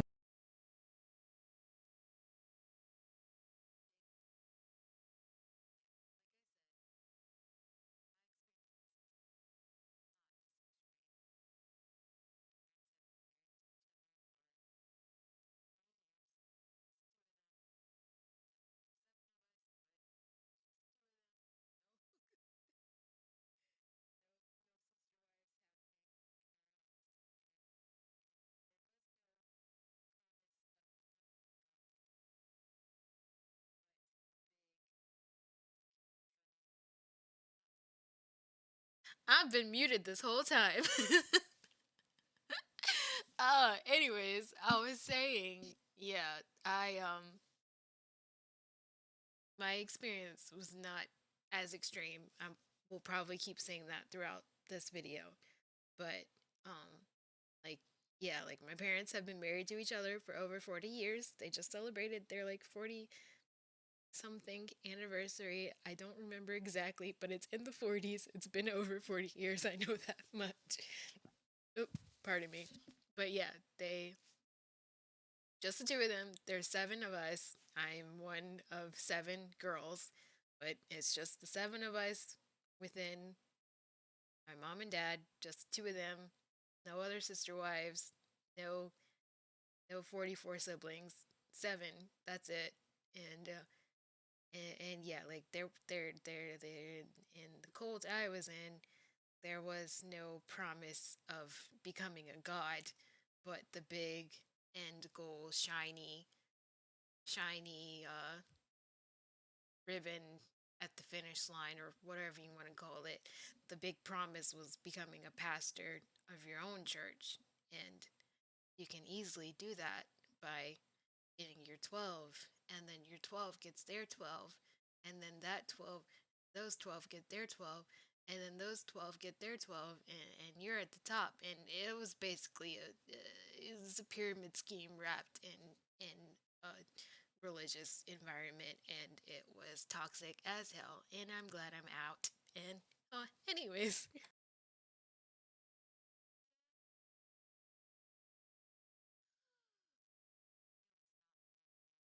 Can grow and become this? That sounds so cool. And then the other side, because we've been given so much, you will be judged.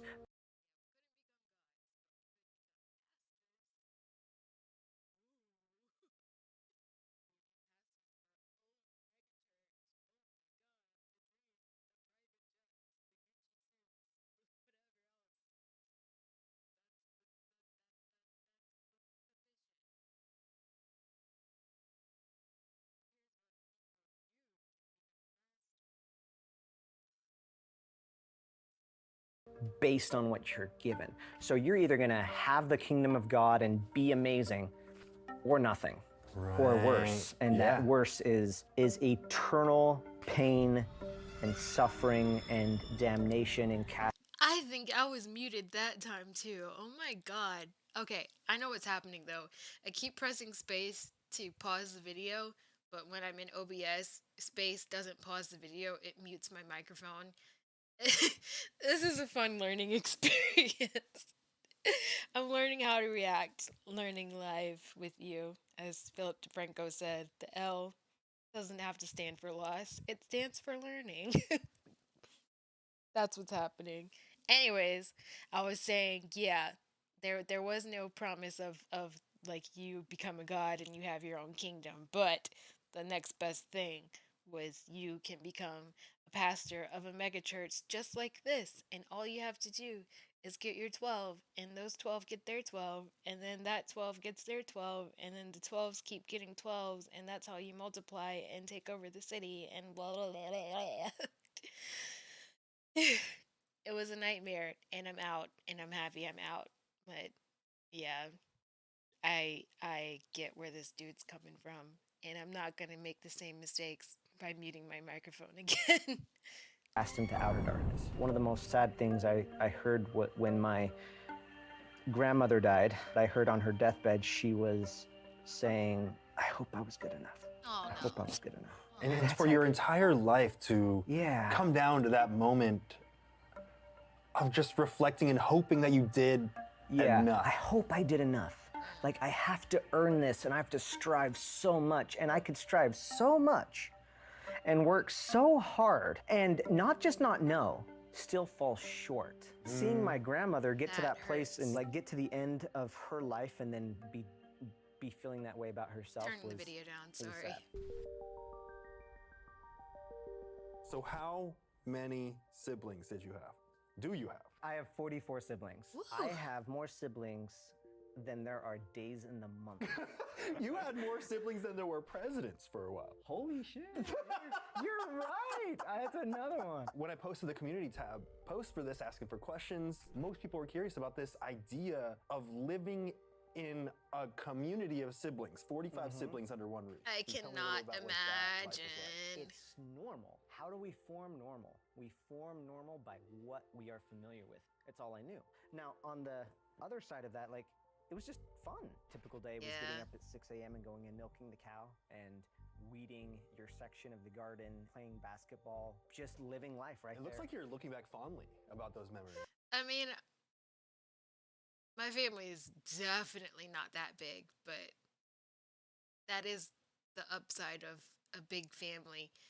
If you are actually close to each other, then you do have this built-in group of friends, and you feel like you can rely on them, and you get all of the social interaction you need from them if you get along.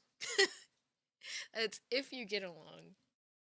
But yeah, it can be a nice thing. I can see that. Yeah, no, there were amazing things. Like, the very best thing was how many siblings I had. When you have as many siblings as we had, it was almost like even our family, we formed cliques. Oh, really? I can't imagine. There's the cool siblings. Yeah, totally. What was your relationship like with your parents? This culture That's real. particularly is incredibly patriarchal because the dad is your connection to priesthood. And so your dad is therefore the connection to God. Bingo. When you're in a culture like that, you have to like be passed off by your dad. Then it became less like dad-child and way more authority follower. Can you get into what your dynamic was like with your moms? I have 4 moms. 4 moms. Which, by the way, if you do some math, my moms are freaking troop like 12, 13 kids each. You were surrounded Hell no. by multiple figures that could give you love, multiple motherly figures that could give you love. We were very much trained and conditioned. These are your moms. My dad hated the concept of favoritism, or using his word, interestingly enough, it's his pet word is monogamy. Like, monogamy is like a curse word in the culture. You're gonna go and do something with one of your own blood siblings? That sounds so monogamous. You weren't trapped within a community. You could go out and eat at restaurants and whatnot. We did that almost zero. Who has the authority to speak truth? The priesthood. Where's the priesthood? Right here. If you want truth, why would you go outside of this? How did you know which mom was yours if you were never outright told? Because the birth mom is going to take care of her kids like the most. It's just like natural human instinct. Yeah. Yeah. I can remember stuff when I was crawling. I remember getting my diaper changed. Believe it or not. That is a foreign concept. I remember my mom putting me in the crib and stuff like that. Don't remember her nursing, thank goodness. Don't remember that. I'm No glad. suckling memory. Ew. So glad I love No. my mom. Clickbait. I don't have that one. Oh Do you think God. that there's anything intrinsically wrong with polygamy? No. We felt persecuted from the outside world for generations. Yeah, I have a distinct memory of being a baby in Tennessee.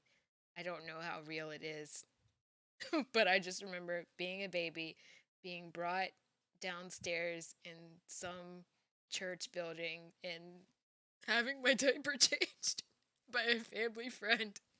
and being brought back up, and it was like the 90s, so there was like wood paneling all over the place, and for some reason I feel like in this memory my head was like moving around like a bird, like I was just taking in all the sights.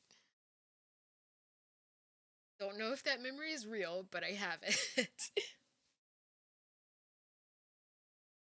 On just that one idea. So if anybody wants to have any combination of relationship, like I have no view on it. Where I draw a line, when there are high stakes if you don't, where you no longer have free choice, and not choice like you can choose the good path and go to heaven, or you can choose the bad choice and go to hell. Choice is yours. The choice. You have freedom. Yeah, you can choose. Despite being born into a cult, do you feel like your parents were well-intentioned? 1,000,000%. So you don't blame them for any of the behaviors that went on? Well, sometimes humans do really stupid things. Yeah.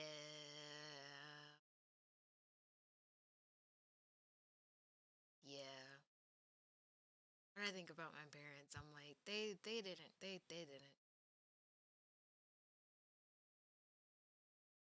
We weren't born into it.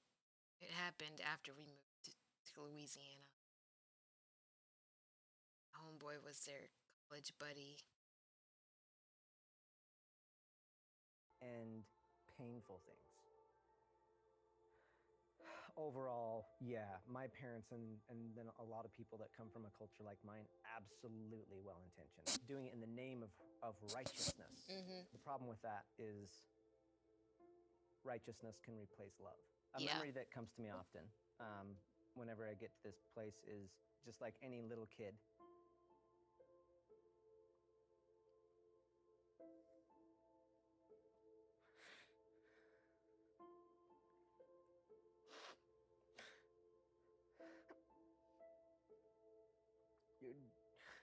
Your dad is your hero. Yeah. You know, of course you don't have to talk about it. Yeah, if you don't want. no. It's a great question. It needs to be talked about.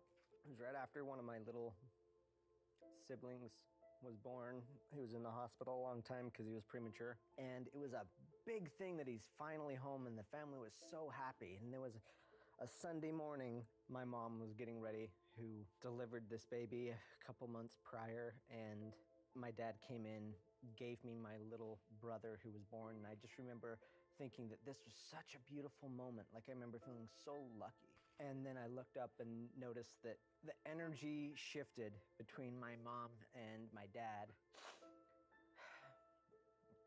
And then I watched my dad hit my mom. Fuck.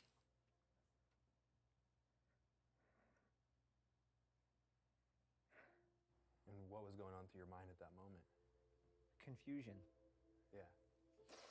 Even as a young person, like you're trained to like try to compartmentalize it, or just don't just throw it away, and that was just so confusing. And what made it even more confusing, after freezing, I started just screaming and bawling, and my dad came over and gave me a hug and said, "Hey, you're okay," and went and took me to get ice cream and stuff like that, and life continues on. It's how it can become so toxic, because it's not always bad, and that's what covers up the shit. It's just too easy that if they're a male and they hold the priesthood, forgive them, and all this bullshit statements that are ignoring the victim, let this go, so because it's just holding on to you. Ugh. And all the while, silent suffering happens. It's not fair. Did any part of that strike you as odd, or make you question, or sit in your head in a way that made you be like, I don't know if I can trust any of this? That was enough to be like, that can't be cool. But I remember even questioning, I wonder what my mom must have done to deserve that. No one was taught to victim blame. If you rile somebody up that has an authority position, then it's usually like, you're the one in the wrong. That's definitely the worst part. That yeah, the what did they do wrong? Or even worse, what did I do wrong? That was a big one for me. Is yeah, even now, like part of the reason why I'm in therapy is because all those years in that environment, I figured out, not figured out, but I always my conclusion was always, well, how did I do this to myself? Like, what did I do to make this happen? How is this my fault, basically? And and it's not always my fault. And and it's been like really nice to let go of things that I thought was my fault when it actually wasn't. And you know, we're taught to be victors, not victims. Yeah, that's definitely that's one of the worst things is trying to rationalize stuff by thinking, well, how did they or how did I? How is this my fault? Damn, man. Did anyone ever tell you that you were brainwashed? No, in fact, you're always looking at the outside world and seeing why they're wrong. You know the truth. Yeah, we know the truth. We're so lucky. We're so lucky. We need to pray at night and day that we got to be born into this. I'm assuming there are lots of people watching right now who are thinking, that doesn't sound like a cult. That sounds like just a strict religion. Things usually don't start out as a cult. They started out as a beautiful mission, a beautiful value system. A cult is like a disintegration, a degradation of something that was once good, and as it continued on, control became more centralized, the in-group, out-group dynamic got stronger, the stakes for leaving got more harsh, and the potential rewards for staying in usually greater. And that's what can create what we would call a cult.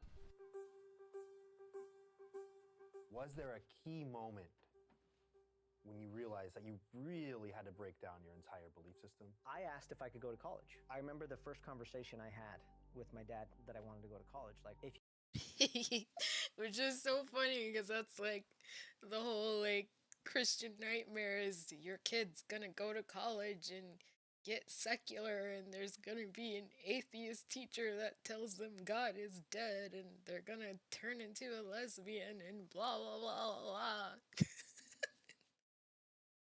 It's like, okay, like we're afraid of knowledge now, like whatever.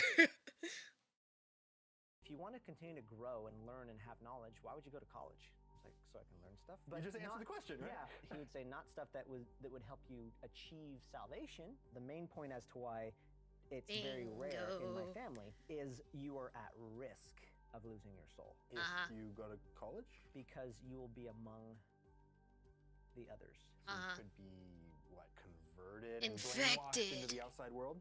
Bingo. You could lose your way. How did you convince them? I went to a meeting with my grandfather. You'll be And he was like, turned. what do you want to go for? And I said business. And he thought about it and he's like, you know what? That's probably a good idea because we have so many people that are in construction and some plumbers and electricians. We don't really have anybody that knows business. Yeah. So it was basically going for the community. And you were being very honest. You did want to come back and... Going for the community. Yeah.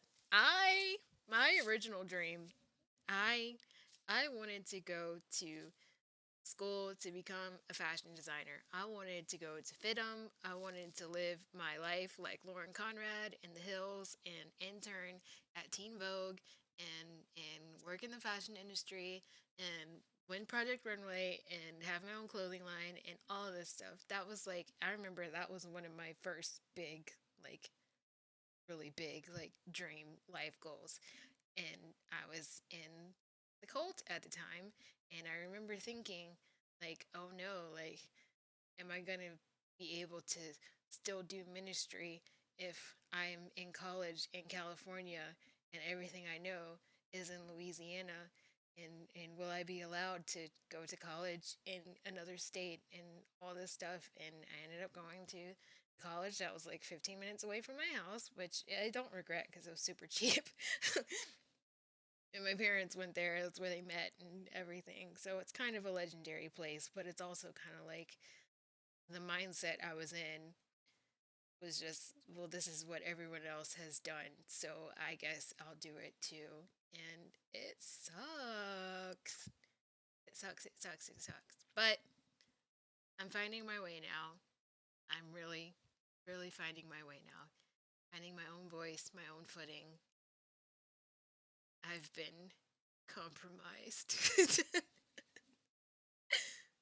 Be the business Totally. person. Yeah, and you have to take general education. Yeah. And so one of the classes I took was a philosophy class. I can just see how this all goes south. Philosophy. Oh, dude, this class Here was we so go. cool because the entire semester was themed off of The Matrix. You got I'm sure there are lots of infected. parallels that you started to notice. The Matrix was based on an actually a really old story, Plato's allegory of the cave. There are these people inside of a cave, and they've been there their entire life. All of a sudden, on this wall in front of them, these shadows appear, and they make meaning as to what these shadows are, and it's everything that they just love it. Like when they see the shadows on their wall, they're like, this is heaven. Like they discuss it, they argue, like the shadows are their reality. One day, one of the people in Plato's story breaks loose from the chains, and he noticed that there's a back wall, and so he walks to the back of the cave and looks behind the wall, and he sees that the shadows are being created by someone holding up some shape in front of a flame. Oh, Everything man. in this person's life comes into question because the shadows that he thought were real are just a projection of something else. And then he sees a crack in the wall and climbs out and goes out of the cave. So let's say he saw a shadow of a tree, then he goes out and he sees a real tree. His mind is blown. Literally, his entire identity and everything just became shattered because everything he thought he knew was not true. And it scared him. And after it scared him, he then was like, this is awesome. There's so much more to life. But I Yes. still have friends and family down there. They need to know about this. So he goes back to the cave. He can't see very well. He stumbles. And so people are like, hey, like, where have you been? And he's like, oh, let me tell you, like, there's this whole outside world that's crazy. And of course, they have no frame of reference. So what do they think? He's gone crazy. But what could be better than the shadows that we have? They ask him. Don't you understand what I'm trying to say? What I've seen, these shadows are nothing compared to what's real and what's out there. Now they feel threatened. What were you saying? Are you trying to take away our shadows? And so because they feel threatened, they kill him. After my professor tells us that story, I thought of everything I knew to be true. Holy shit. There wasn't a single thing, not a single thing that was like a core thing that I had internally discovered. It was from my dad or the other priesthood leaders, the church. It was the first thing that was like what I call the crack. That was the thing that was so incredibly unsettling. I couldn't say for certain why what I believed was actually worth believing in. Did you feel like your eyes were open, like everything around you looked different? That was the beginning point. Yeah. I never, I can't say that I got activated by an atheist professor in college. No, I think my activation came from Tumblr. Honestly. And I did have a sociology professor that was really, really cool. And I'm glad I was in her class at the time. I was in her class because it was whenever a whole bunch, it was like right at the beginning of the Black Lives Matter movement with the deaths of Trayvon Martin and Mike Brown. And it was just hard to exist at that time because it felt like everyone wanted you dead. But yeah, she was incredible. I miss her dearly. She passed last year of old age. She was very, very ancient but lively, and I loved her. But yeah, but I'm pretty sure my activation was Tumblr, not so much a college professor. Point that casted doubt. I didn't say that this is wrong. I said, I hope it's still true. You hope that everything that you That I built believe. your life on. Yes. Yeah. I hope it's real. So what it did is it put me in an intense study mode, curiosity mode. And I was like, if it is true, then I'll find it outside of this. then where it really blew wide open is when I left the bubble. I left my small town in Utah. I went to an event. I shared it in this intimate group of people. I'm starting to doubt my entire reality. And one of the people asked, what happens to people if they're wrong? Like, and he had me describe hell to him. And then he says, kind of seems like that's what you feel like right now. He made me see that I was agonizing almost in a hell-like way now. And We're then- feeling internally what you described as an external thing. And so all those pieces is what it came together, finding things that are true like so much, and that's what led to this moment where I realized I don't believe this anymore. You actually have a voice memo that you recorded that very specific moment when you did completely deconstruct it. The day I decided, yeah. Can you play that for us? Sure. Before we continue learning about the world of escaping a cult, I don't think I am going to stay. I don't think I'm going to stay in the work. I just wanted to take a quick moment to see. All right, I'm gonna skip through the advertisement. Well, I don't know what he's saying. Go way more in depth into some of these stories that I feel really require that extra time. The standard format that you already love for the series is not going away though. We'll be back next week with Okay, that's not an ad. way more. I don't think I am going to stay. I don't think I'm going to stay in the work. I just wanted to take a quick moment to see how you're all feeling about these one-on-one interviews that I've been doing a little bit more often that allow us to really go way more in depth into some of these stories that I feel really require that extra time. The standard format that you already love for the series is not going away though. We'll be back next week with I Spent a Day with Aromantics with 3 guests as usual. I'm really enjoying it, but it's not all about me. I want to know what you think. Leave a comment below. And I'd like to thank Honey for their continued support Okay, in there we sponsoring go. this series and This is the end of the ad read. Nope, I was wrong. He's almost done. I can tell. He's almost done.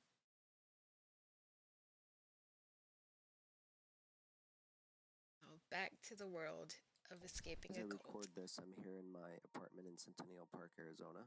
What I'm doing is reflecting on what I really want is whether or not I am going to stay with the community, with the family, with the religion that I've been a part of for the last 29 plus years.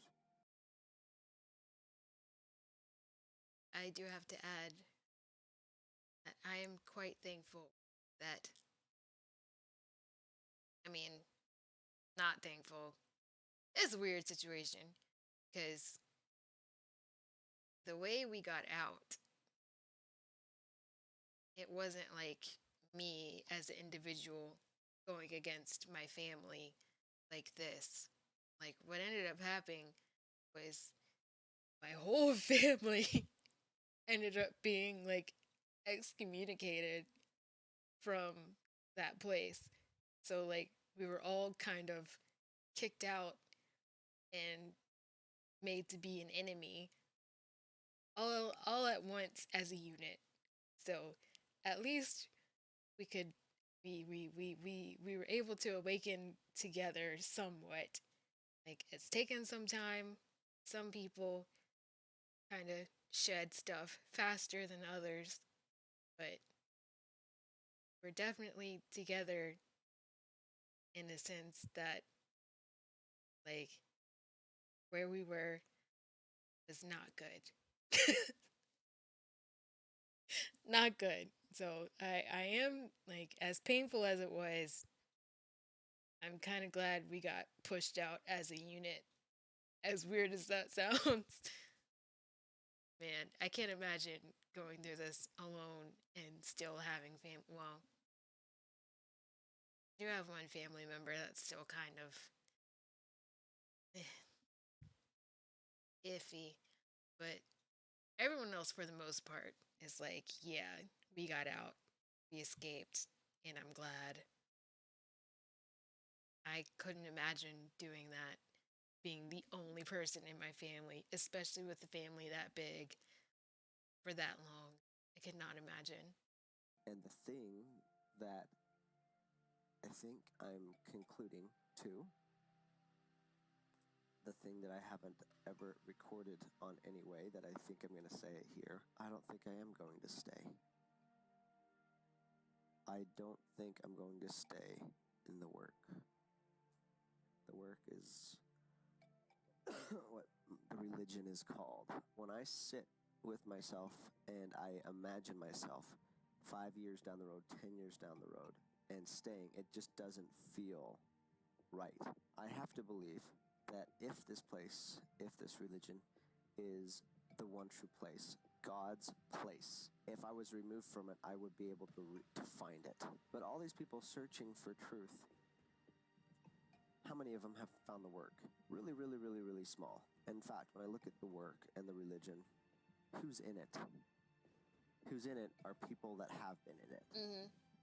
They've been born into it. It's a bunch of the same family. Mm-hmm. That's a red flag to me.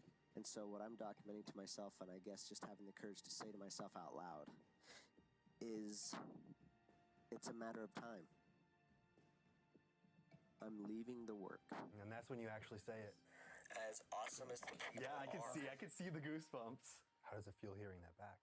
So freaking proud. Can you hear everything, all the process Yeah, of what I'm you were hearing doing? the wheels. I'm hearing the wheels turning and stuff like that, because I'm hearing myself come to things that, based on my own life experiences, going out into the world and meeting with people and stuff like that, coming to a belief system that is mine, not what somebody else taught me. And I might even be wrong. Yeah, yeah. And be okay with, I would rather choose this and go to hell, if that's what it meant, than believe in this other stuff that just doesn't make any goddamn sense to me. You can kind of hear how long it takes you to say it, because you feel it, you know it's there, it's like on the tip of your tongue, but you're almost afraid of letting the words come out of your mouth. If you say it, you can't take it back. You better be ready. It was still a couple of months till I told people. You really had to come to terms with it yourself. Yeah, I had to come to terms with myself. The biggest one that I was worried about telling was my dad. It was incredibly agonizing. I just felt that it was going to wreck him. I went over to his house and said, "Can we have a conversation?" I went up to his room and told him. And did he know before you told him? No. And I just told him, and yeah, and it broke him. And he asked me why and tried to talk me out of it. And I was just like, no, I'm done. I'm out. What was the energy in the room like?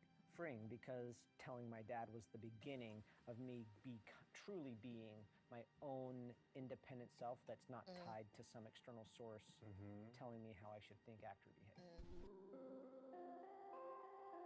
Now that you've been through that and you have that entire world to reflect on, where else do you feel like this cult-like behavior exists in everyday life? Wherever you see community and Yep. where it can start to turn into something not so good is if you start to say we're all amazing and you're invalidating the groups outside of you. And Exactly. then where you start to elevate some centralized Figure. authority, Yes. Yeah. then it can become incredibly cult-like. It could be applied to anything. Relationships, even on a one-on-one, it could be that way. The whole relationship thing, A especially central comparing figure it to a toxic especially. relationship, Yeah. it feels like the stakes are high either way. Yeah, I feel like it exists around us everywhere, whether it's Everywhere. politics or nationalism or capitalism. Here's another rule of cult.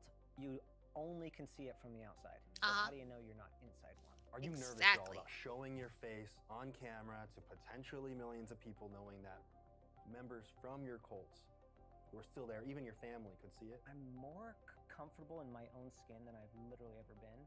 And if somebody is offended, cool. Like, that's part of life anyway. You're going to offend someone no matter yeah, what, the right? more, if I'm gonna have that anyway, and if it can potentially help somebody or give somebody else empathy, whether inside or outside, I think I used to be, but I am more comfortable with that than I've ever been. If there is anyone from your past, your family, your religion, your church that is watching, that stumbled upon this video, is there anything that you'd want to say to them?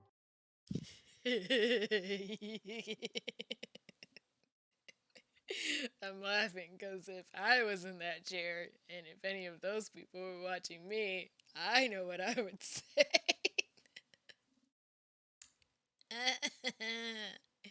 Fuck you, suckers. But that's me. He probably has something nicer to say. Well, the one thing we know for sure is we've got this. This one life. This is our life to live. Really, really sit with yourself and see if this is coming from you, something that you would choose. If you were on neutral footing, would you choose the life you have now? Or was it just given? As long as you're doing what you want to do and you truly feel that you are happy and it's leading to deeper happiness, do you, boo? What do you think is the biggest misconception about cults in general? People that are in them must just be brainwashed. And I think it's a very sobering and humbling thought when you really see the psychological things at play that you're like, like maybe I could, and actually be careful and question and look around. I see certain things, like even people putting like a decal on their car. I'm like, that person believes so strongly about whatever that is, whether it be the American flag, the Darwin fish, the whatever it is. That is the type of person that maybe doesn't really question, think outside. They're just like, this is the way it is. A mind full of conclusion has no room for expansion. And that's what you just have to be careful with. It doesn't mean you can't have any strong foundation or footing of things that you believe if those beliefs are serving you. But I think what's helpful is be open-minded enough that it's not a full stop. All right, you got 5 seconds to shout out or promote anything you want directly into camera. Go. I just wrote my first children's book dedicated to my daughter, Belle. Mistakes are 𝖘𝖚𝕕𝖕𝖕𝖕. You can go pre-order it now. Go to 𝖘𝖚𝕕𝖕𝕕𝑔𝑗𝑚.com/book. Is this your first video? Haven't you seen these videos? They're fantastic. If you're not subscribed, what are you doing? What are you doing? You are so much goodness. Look at this. Look at this. The stage. This you cannot see. Well, there you have it. I spent a day with 𝖘𝖚𝕕𝖕, an ex-cult member, and I feel like I understand the way that it feels to be on the inside of a cult, at least a little bit better. And it might seem obvious to people on the outside of a belief system that something is very You should wrong, talk to but it more is not ex-cult so easy for anyone members. experiencing it from the inside. Interview And me. I think this also applies to way more things in all of our lives than we might even realize.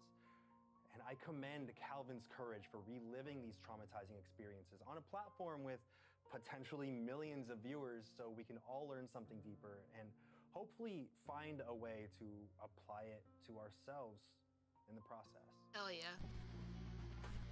That was good. That was really good.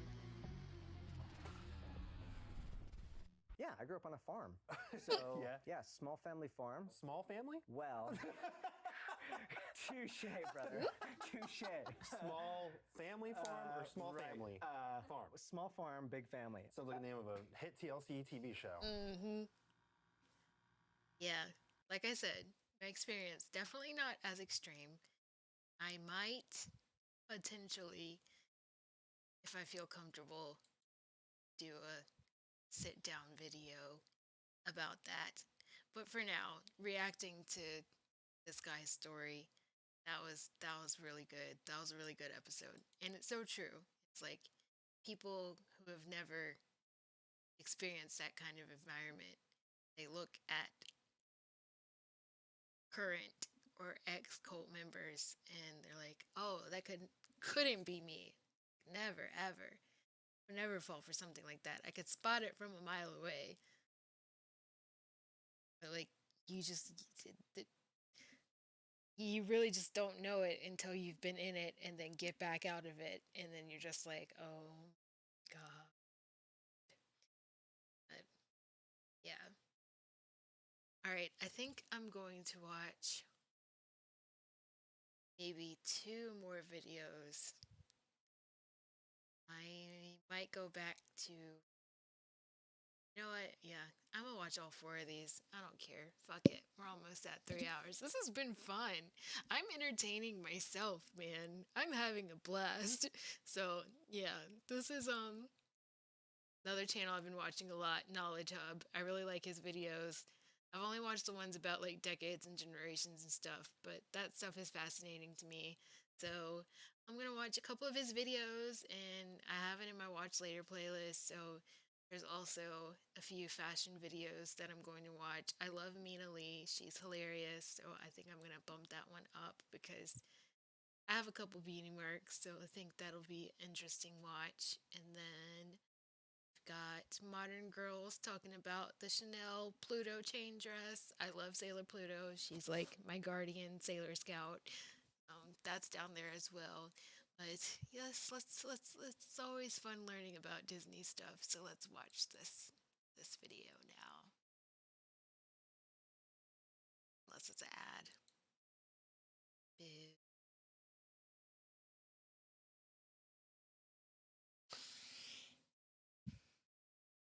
Who shaves just their knee?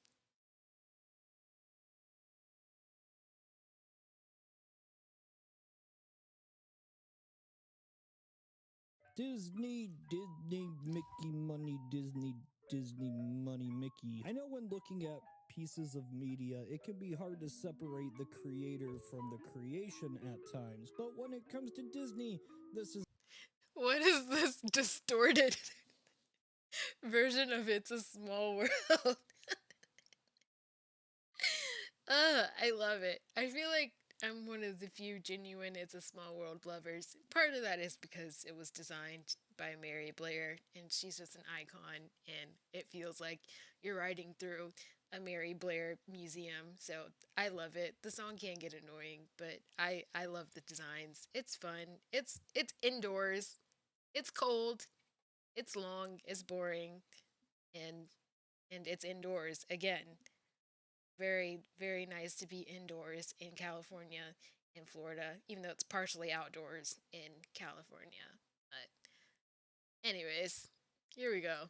not an issue because each Disney work exists to help another segment of the Disney empire. Nothing produced from this company exists in a vacuum, not anymore.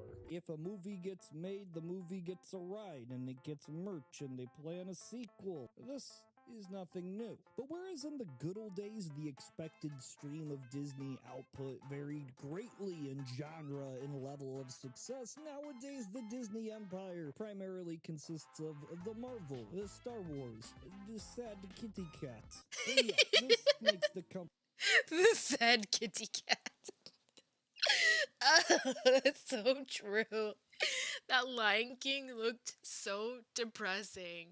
Like, it looked so depressing. Like, I know they're like so like impressed with themselves at how lifelike they got the animals to look, but they were so expressionless and dead, and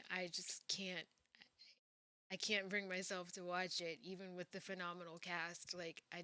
It's like you should have just done like with the amazing cast you assembled of beautiful brown and black people. Like you could have just done like the Broadway version and had them wear like puppets and stuff, and that would have been way more emotional than these lifeless CGI sad cats. uh, yeah, but I definitely uh I may be biased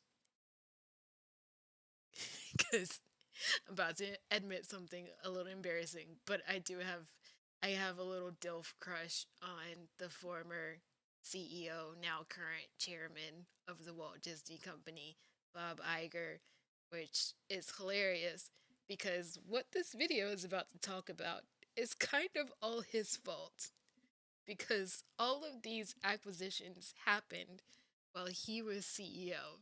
It was his idea, his master plan. He his understanding or interpretation of the future, I guess you can say, is like everything is going to rely on brand recognition. So we need to have high quality brands that can be worked around all of our things, movies, TV, animation, video games, consumer products. Yeah. And I say all this because I listened to his audiobook because A, crush, and B, I'm generally fascinated in this subject and the amount of times they mentioned he wrote the book.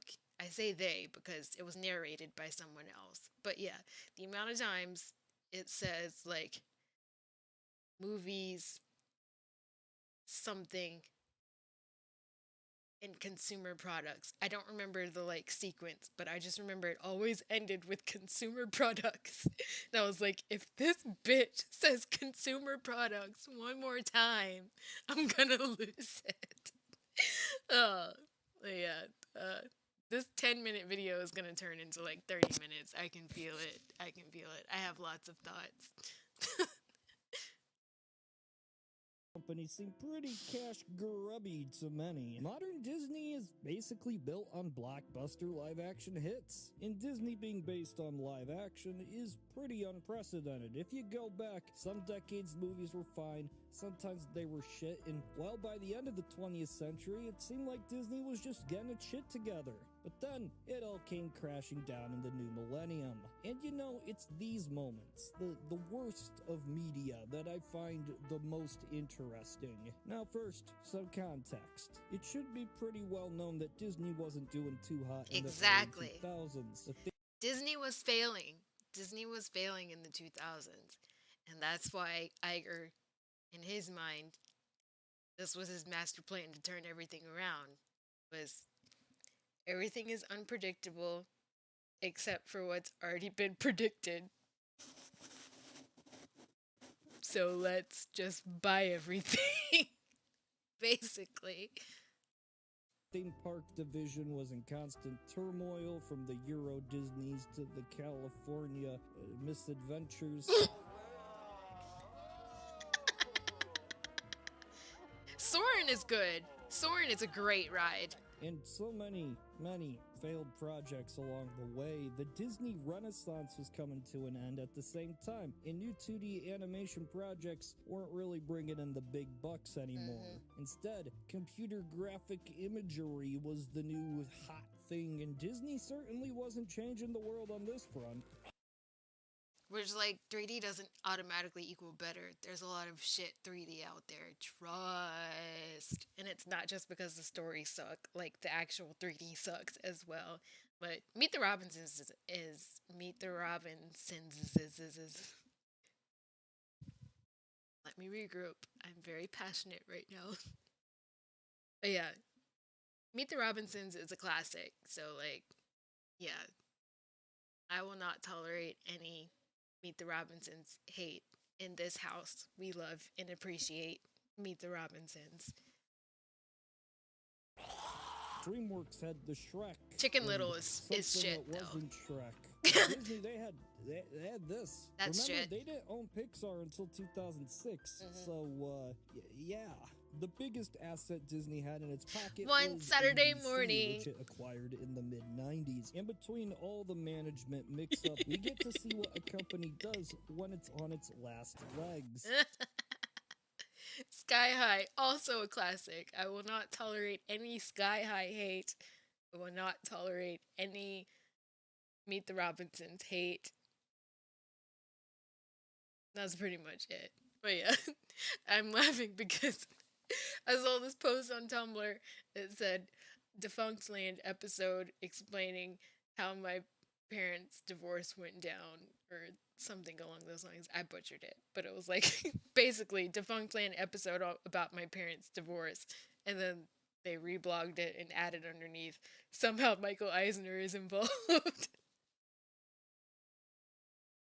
If you watch a lot of Defunct Land, it's a lot of Eisner era things, at least on the Disney side.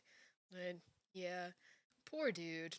It's so fascinating seeing all of this from an adult perspective, because I was definitely an Eisner kid, and to me, like, I didn't know any better. He was practically Disney. Like, I'm sure he kind of did that on purpose. Like, he was always in TV spots and in, like, previews on the Disney VHS videos, and he was just, like, out everywhere. So now, like, being a grown-up and hearing basically the downward spiral his second decade at Disney was, it just sucks, man. It sucks. But apparently apparently he's doing baseball card NFTs now, so I'm sure he's doing fine. Disney of the 2000s, the live-action era, is a work of art, a history lesson. And as I go through these, keep in mind there's one important note. Disney is looking for something when they make these films. It's looking for intellectual properties, Yep. franchises, Yep. things bigger than just the movie. By this point, they had very few big names of value. I mean, you gotta think, Disney Renaissance films used to be liquid Oh, gold, but yes, they yes, oversat- yes. That's the other one. I didn't remember it because it's not 3D, it's 2D. Emperor's New Groove, Meet the Robinsons, Sky High. We got all our bases covered. 2D, 3D, live action. In this house, we love and support Emperor's New Groove, Meet the Robinsons, and Sky High. Proceed. saturated it, had your straight-to-video sequels, and, well, interest started to run out. And even if that didn't happen, the future of animation was still in question. Most of Disney's arsenal was fairly useless right now. The only thing they really had was live action, and whereas Fox had Alien, Universal, the Fast and the Furious, Warner Brothers had that Harry Potter and Batman. Disney had Mighty Joe Young. And see, building a cultural I phenomenon forgot that was a and Disney constructing movie. it from the ground up is hard work. This strategy allows us to categorize these works into three select groups. You had the sports films, you had the movies based on the theme park stuffs, and Fear Incarnate. Each of these segments had a specific place in the Disney lineup, a reason to exist. For example, Mighty Ducks did really well in the 90s. Sports movies tend to have low budgets, and these films made that money back and more. And so Space Disney just Jam. started shooting them out. You know, the based on a true stories, the Miracle. Mark Wahlbergs, you know the drill. Now, this definitely wasn't an unlimited resource. It was a fad, but one that gave the most consistent commercial and critical success within this decade for the company. And, yeah, these are probably the best films that Disney made during this time. see? But, you know, it kept the company I afloat forgot. until Remember the Secretariat Titans? failed to make money back, and then it was over. Oh, ad. Yeah, I completely forgot. Remember the Titans, technically a Disney movie. Remember the Titans, Disney, Invincible, Disney. I knew Miracle was Disney, and This I didn't forgot Mighty Joe Young was Disney. Wow. give them IPs, intellectual properties. I mean, Disney couldn't really make a Remember the Titans 2, so instead they went with theme park attractions. During this time, there were 5 films made based on attractions, but only 4 that were theatrical releases. The first, Mission to Mars, no franchise there. The real interest comes to the 3 films released within Pirates. the same time frame. You had Pirates, Haunted they got Mansion, there. which it wasn't the worst, and it wasn't the best. It was the Haunted Mansion. Pirates in the Caribbean, that Yeah. was liked by most, I guess. It made a couple of bucks here and there. But Yeah. the real heavy hitter, the real game changer, so to speak, was the Country Bears. Are you serious? We joined one Barry Barrington, a local bear who leaves home to join a band of bears to save Country Bear Hall from Christopher Walken. Along the way, they I can't tell you the amount of times I watched this fucking movie. When I used to babysit my neighbors, one of the boys, this was his favorite movie, and we watched it nearly every day. I can quote, oh gosh, if you turned it on, I could probably quote stuff. And there's, I remember the one song, Kick It Into Gear, in the diner, the blonde girl singing on the counter. But yeah. Hate to admit it, but out of all those movies, that's the one I've seen the most times. find more bears, Elton John, they kill Christopher Walken, and they do save Country Bear Hall. I would describe this film as post-meta subversive reality. I'm not sure what the filmmakers wanted me to feel, Right? but it makes me feel things. Over yonder, a monkey. Hey,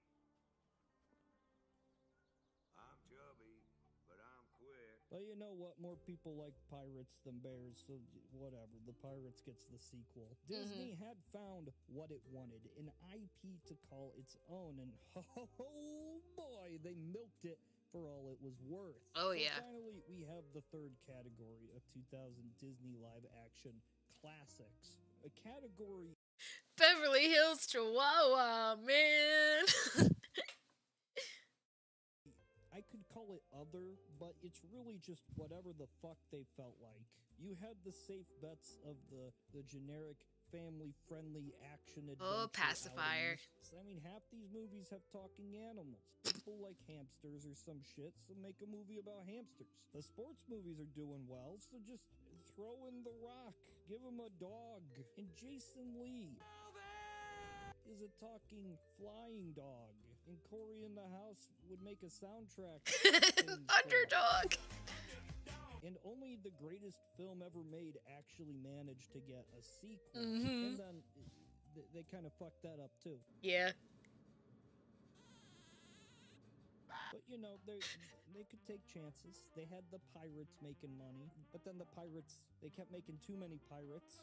And people got sick of the pirates, so Disney needed more IPs to consume. They bought Pixar. They did some things to Pixar. But, you know, Disney at this point was not dying, and sadly, it's where a lot of the wackiest films. Yeah. Max Keeble. Oh man, Max Keeble, another classic. I am like hitting the red. My goodness, I'm yelling. Sorry, guys. Yes, Max Keeble. 𝖋𝖔𝖑𝖕𝖕 is my name. I am your favorite frog. Oh, it's time to play a game with your favorite Irish frog. 𝖋𝖔𝖑𝖕𝖕 is my name. Da, da, da, da, da, da. It's time to play a game with your favorite Irish frog. It's probably very offensive, but yes, he was the one thing that could defeat the bully because the bully was scared of 𝖋𝖔𝖕𝖕. Yeah. Spoiler alert if you've never seen Max Keeble's Big Adventure. My bad. Start to fade away. Things just get sad. By the end of the decade, Disney acquires Marvel. Now, in hindsight, we all know this is what they really needed. This is all they needed to survive. The Marvel films would continue for the next however many years and break all the records, and Right. then they'd get more rides and the merch. But in 2009, 2010, this Didn't look so wasn't good. a surefire success. You Nope. had a couple films that did well, but for all anybody knew, after the Avengers came out, it was all over. So it was still in Disney's best interest to keep investing into the future. I know I said I would just talk about the 2000s, but this is the same general vibe. First Oh! off, Tron Legacy. That's another one. In this house, we do not shit on Tron Legacy. At least not the Tron Legacy soundtrack. Yeah, if you want to shit on the movie, that's okay. I barely remember the plot. I just know that his dad is alive in the game, and his dad is Jeff Bridges. And then there's a CGI evil, younger looking Jeff Bridges that's trying to take over the computer world. So I guess I do remember the plot. But yeah. I forgot Josh Peck was in Max Keeble's Big Day. Or, no, that's Big Fat Liar. Oh my god. Max Keeble's Adventure. That's the name. I forgot he was the nerdy fat friend. Oh man. And now he's back at Disney. He has some Disney Plus show with a dog, and he's a cop? I don't remember. I've just seen commercials and pictures of him with what looks like a CGI dog for a Disney Plus show. So, that's interesting.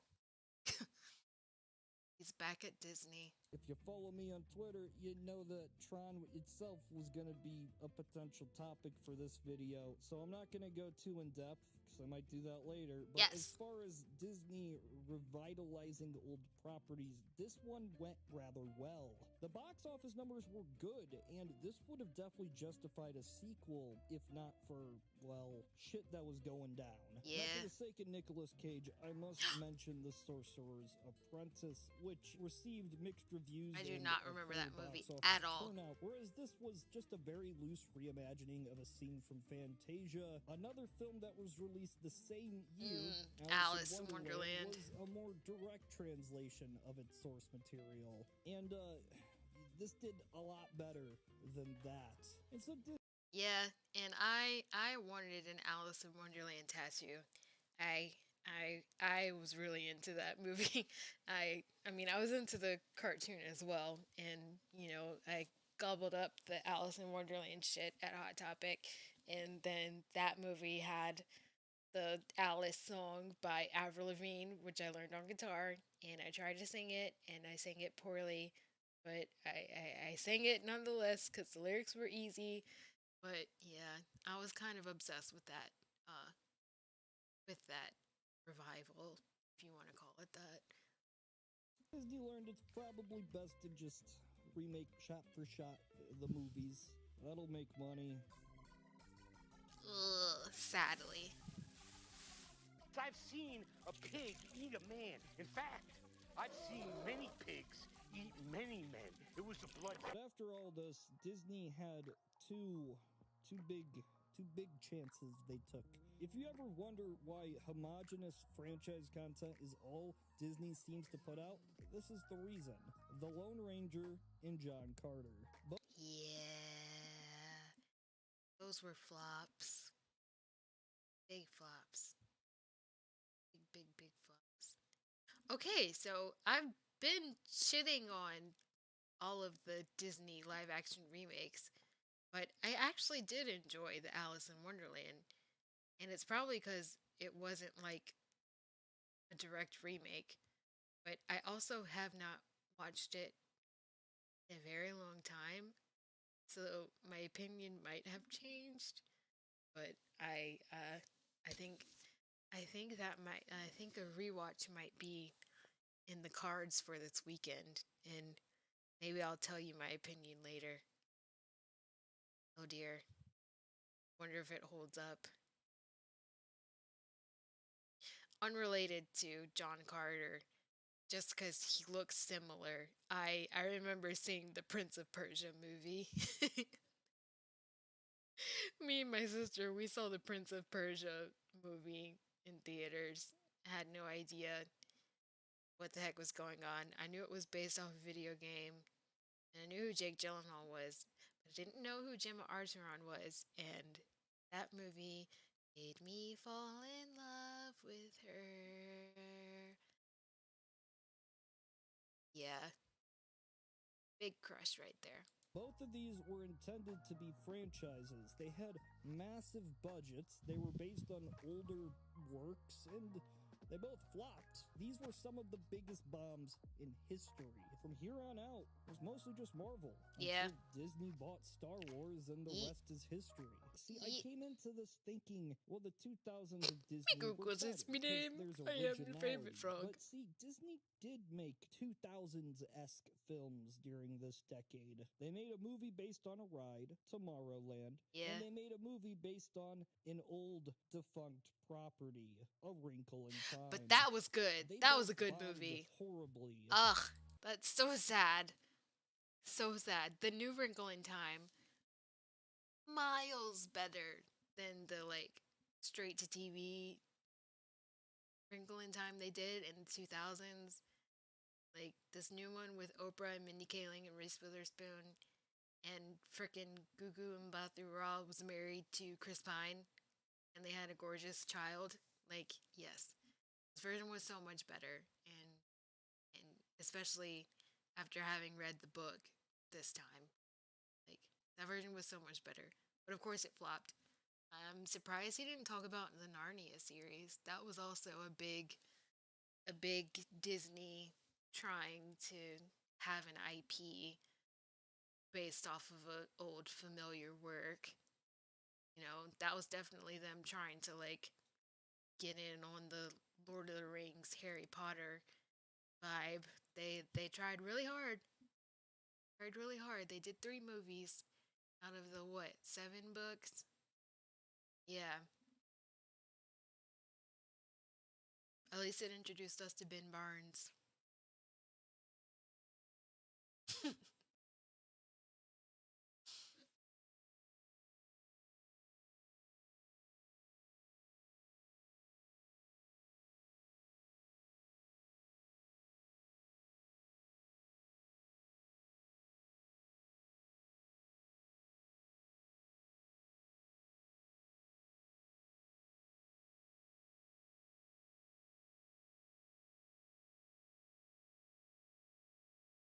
This whole reacting while I'm hearing things in my headphones. I feel like I'm yelling, and if I am, I apologize. I'm also kind of tipsy. Ooh. Go away. Ads.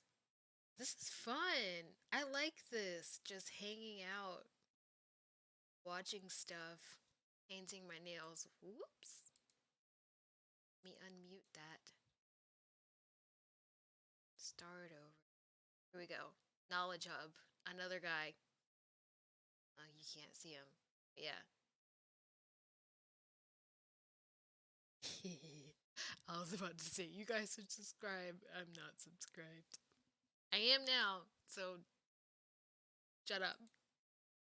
It's me, Tyler of Knowledge Hub, assembling yet another video about zeitgeists of the decades. A zeitgeist is basically just the culture, the motif, the aura. The 60s were this, the 80s were that. Now I'm sure most of you watching probably were kids during this time frame, so it's probably pretty nostalgic. I grew up here and it's Which is crazy, because like, for us, like kids of the 2000s, we have decent memories.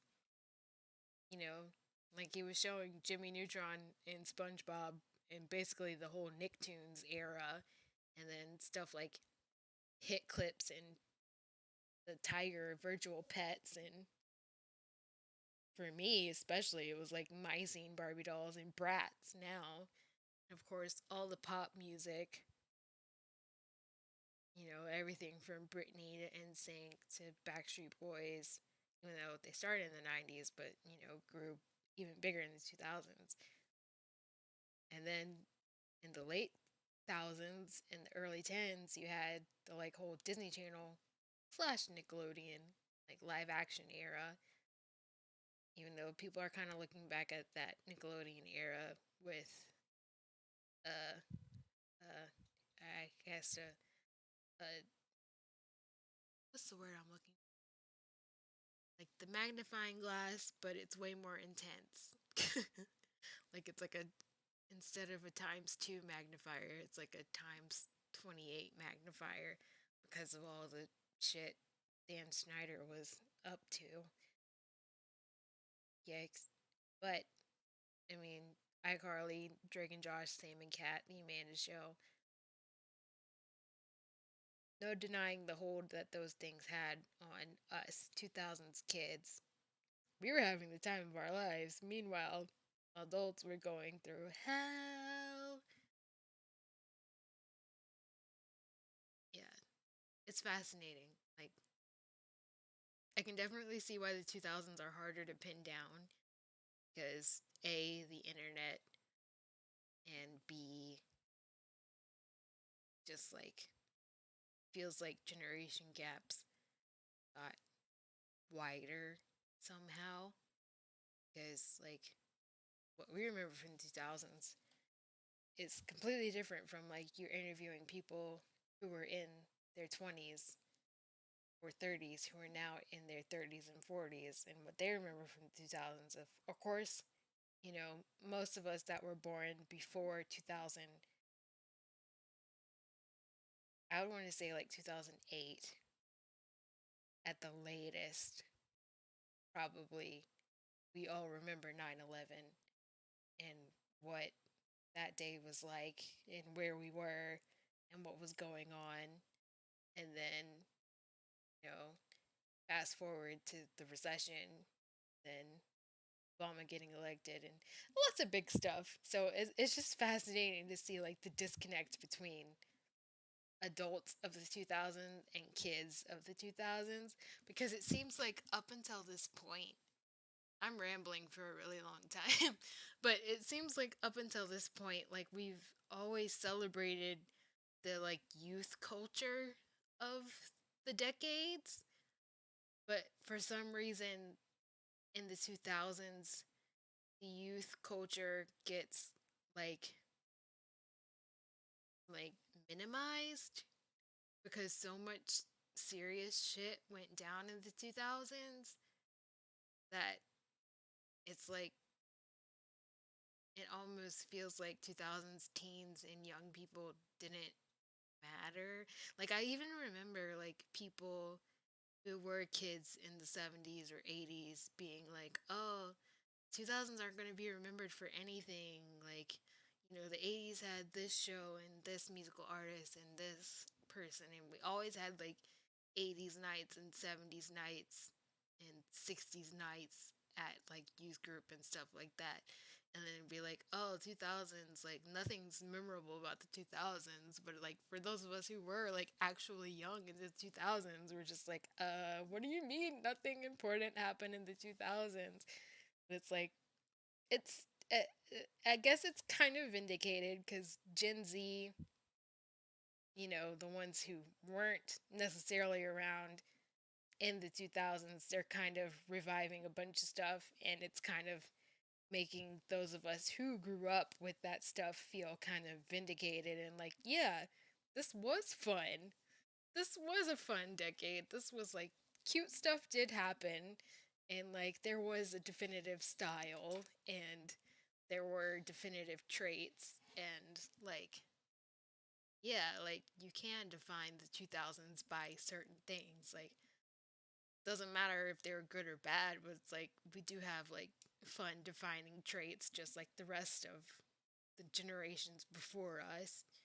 But yeah, that's my rant about the 2000s, cuz I do watch a lot of like shows where they talk about like certain decades, and it sucks because there's always like there was this like CNN, I want to say, special that was like about America through the decades, and they interviewed the same people basically from the 60s through the 2000s.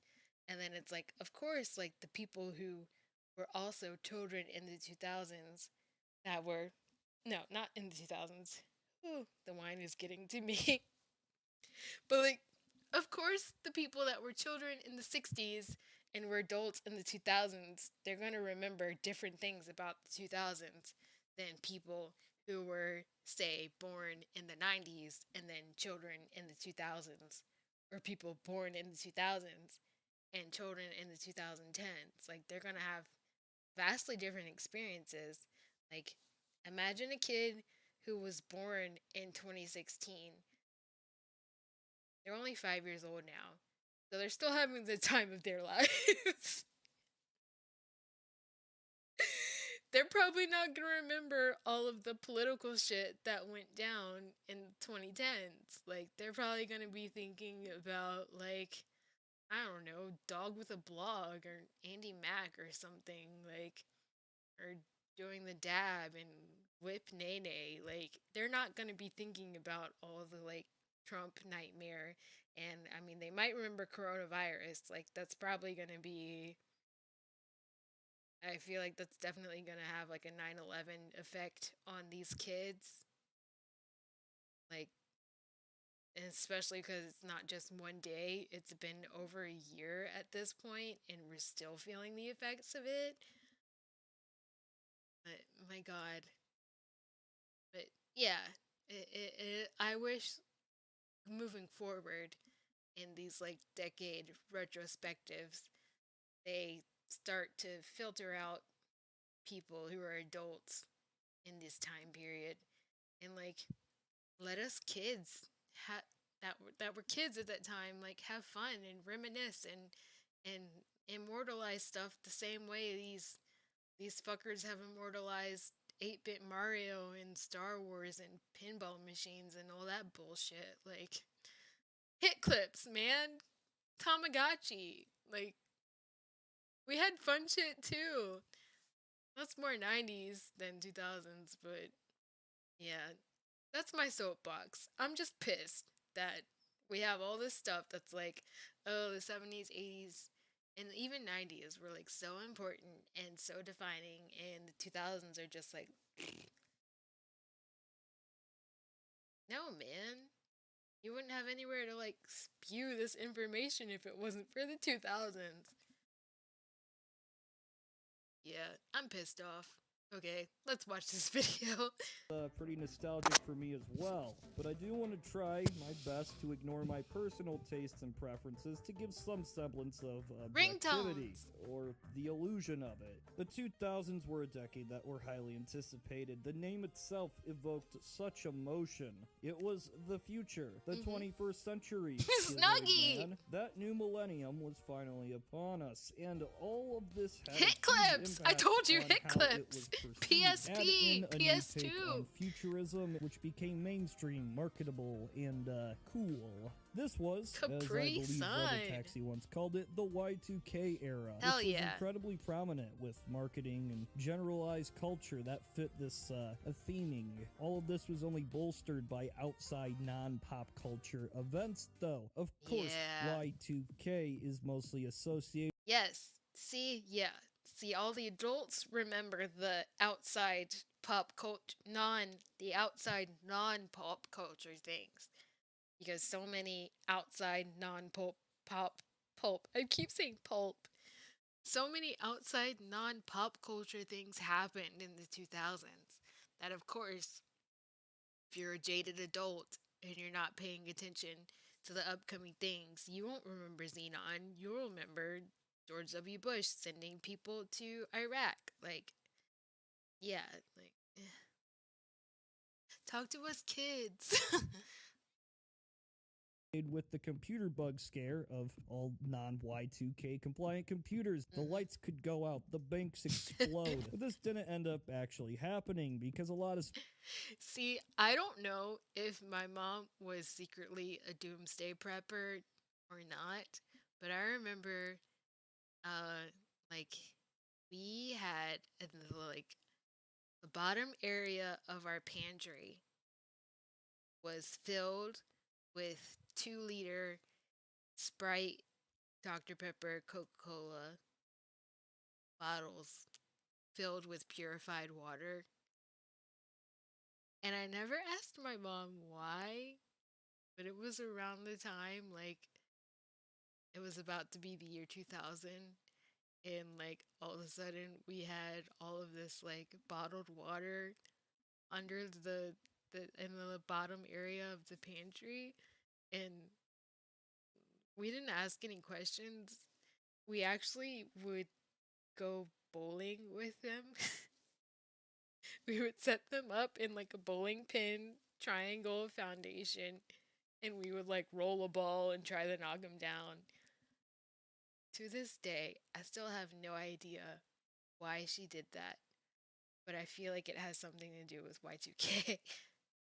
Smart people made sure it didn't. Nonetheless, it showed that technology and computing could both help and hurt humanity. This all combined with the massive interest in upcoming websites and internet services. It could make you a millionaire and end the world. And this gave technology an almost mythical quality to the mass public. But of course, we saw the dot-com bubble burst, and the limitless potential of the internet, the overwhelming hype, was taken down a couple notches. But it was really another event of the early 2000s that really shifted the decade's perception. You know what I mean. Uncertain times, global conflict, it all overshadowed the previous hype of a new millennium. As for the geopolitics and the political views of this era, the ebb and flows of Strauss-Howe generational theory, I feel it's better to leave all that for another video. Yeah, And imagine being in a religious cult during the peak George W. Bush era patriotism ness of America. And imagine all those people's responses to getting the COVID vaccine right now. Fun stuff, man. Fun stuff. Yikes. Now, I maintain without 9/11, the entire decade zeitgeist would probably be of the Y2K variety. I But know. instead, the tone of media shifted. So what did we end up getting? See, the 2000s finds itself in a very strange place in history. One where the mass public's perception of the digital landscape goes from somewhat niche to absolutely essential in a very short time frame. This went along with technology on all fronts going through massive changes. It seemed like everything was in a perpetual cycle of obsolescence. Yeah. Things would become outdated quicker than they could get out of store shelves. And But it's in even hindsight, quicker now. yeah, the worst of that really came during this decade. The flip phone, the BlackBerry, the Nokia bricks, they were all replaced by these sexy slabs of glass and touch interface. The Yeah. bulky tube televisions with the low resolutions and fuzzy pictures replaced with high definition flat screen. Yes, subscribe to Knowledge Hub because he is obviously a Corey in the house stan. Subscribe for that fact alone. And the plasmas and physical media would change every few years. The VHS, the DVD, the HD DVD, the HD DVD Blu-ray extension add-on for your Xbox 360. Holy shit. My sister and I, my younger sister and I, were just talking about this. Like, because I have a vivid memory of in our house, in my childhood home, I lived upstairs with my younger sister, and then my sister, who was 1 year above me, oh no, not 1 year, she's 3 years older than me. She lived in the room that was like, there were two upstairs bedrooms, and my younger sister and I had one. My older sister had another one, and she would play movies to fall asleep. But the thing about movies back then is that they would have the DVD menus, and the DVD menus would just be on a continuous loop, and they would not stop. And she would fall asleep and say, like, a movie, she would fall asleep watching a movie, and the movie would end, and then it would go back to the DVD menu. And then whatever music was playing on that DVD menu would just be on loop for hours and hours and hours until you turned the DVD off. So I remember I would wake up in the middle of the night and just turn the TV off because I could not stand hearing whatever, like, because it was like short. Like, it's not like video game music where it's like, especially nowadays where you have like a long piece of music that might loop over time to where you forget that it's the same piece of music looping over and over again. These were like 30-second clips of music that would just loop over and over and over. So I would like get up in the middle of the night because I like complete silence, complete darkness, and cold when I sleep. I'm a bat. So I would wake up because I would hear the music and I couldn't sleep. So I would go in a room and turn the TV off. So, but anyways, when I brought up that vivid memory with my younger sister, that reminded me of, we started talking about how, like, specific of a memory that is, A, and then also B, like, how DVDs didn't really last that long. Like, it was crazy. Like I remember we got our first DVD was The Princess Diaries on DVD, and we got a DVD player, and it was like the biggest deal in the world. But like they had like the audio commentary because that was like a popular like special feature on DVDs was you would have the like commentary of the movie with the director and a couple actors maybe.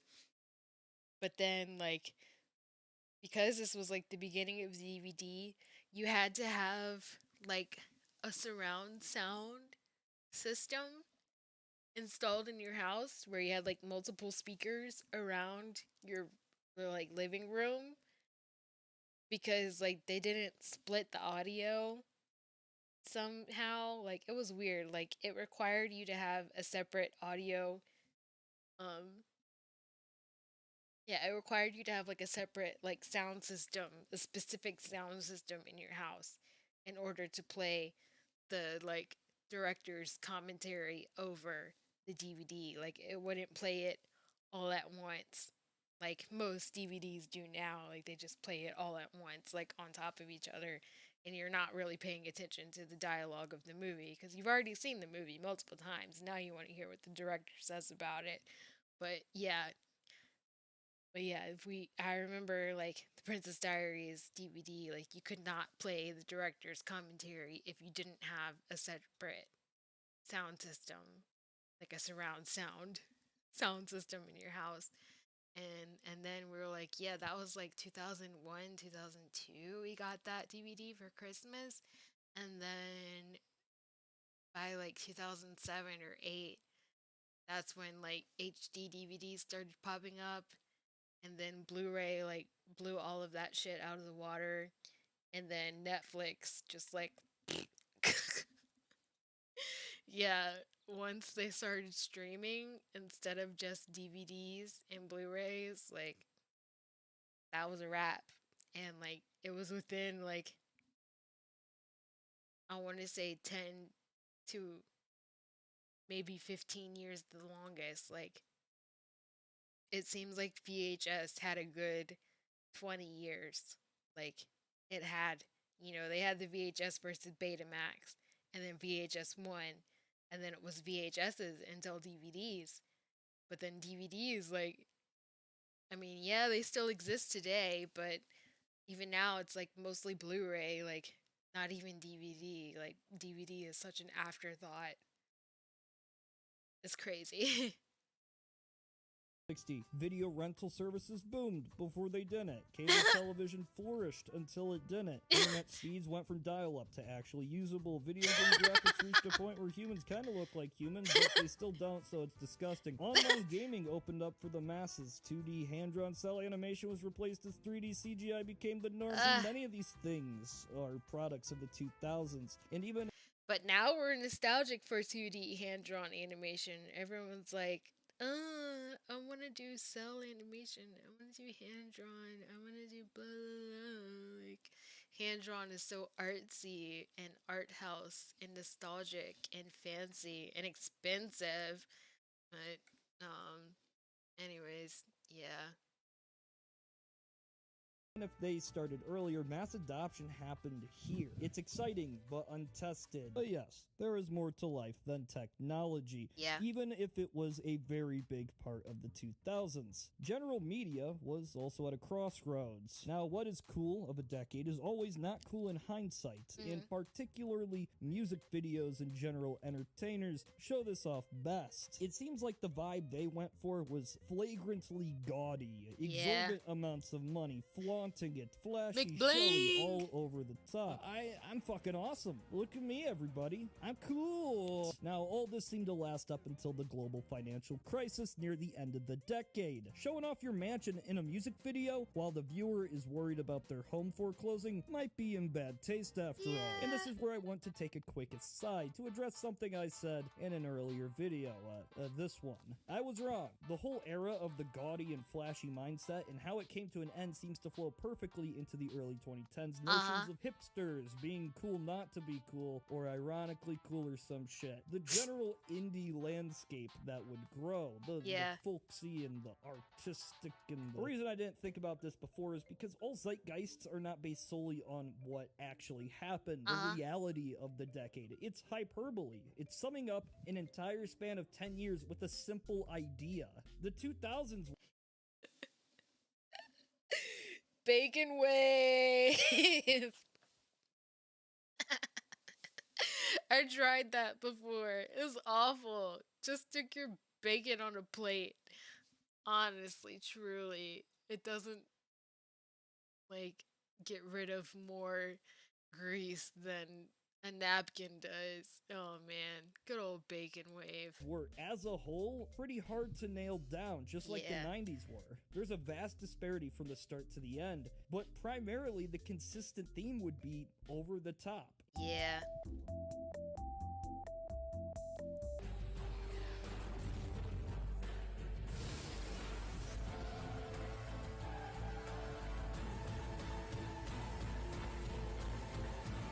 LEDs, curved edges, technology that thought it was better than it Curved was. Subtlety edges. did not exist, and even minimalistic designs had to conform with some sense of cool in the future. Fucking George Jetson.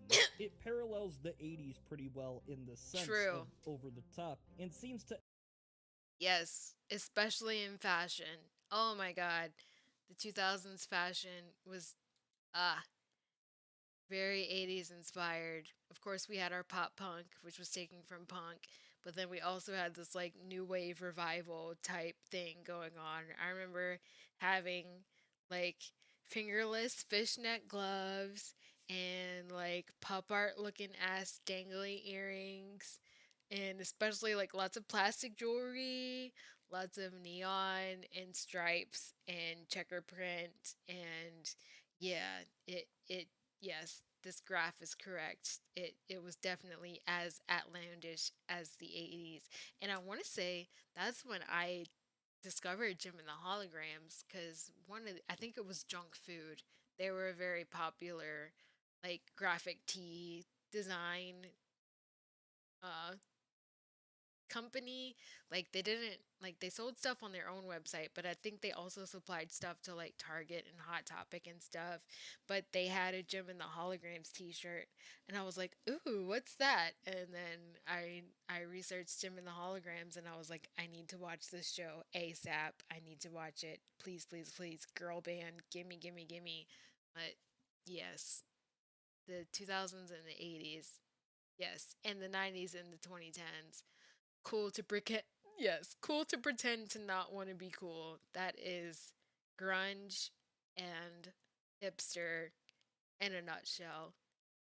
Damn, I love this channel so much. over the top, and seems to ebb and flow with every other decade, more or less being outlandish. Nostalgia works on 20-year cycles. Now we have countless 2000s properties and products being brought back because there's demand. If I had to nail down what I feel is most symbolic of the 2000s to me, though, it would be this. A fancy-ass Mac running 2004 PowerPoint and these disgusting gradients. It's flashy and gaudy and thinks it's way better than it actually is. But I love it all the same. This is Tyler of Knowledge Hub. That was a good one. That was a good one. I already watched the 2000s predictions for 2020. I've actually watched it twice, so I'm not going to watch that one. I think we're moving into more fashion related. And then I'll probably call it a night after these next two videos. Video will play after ad.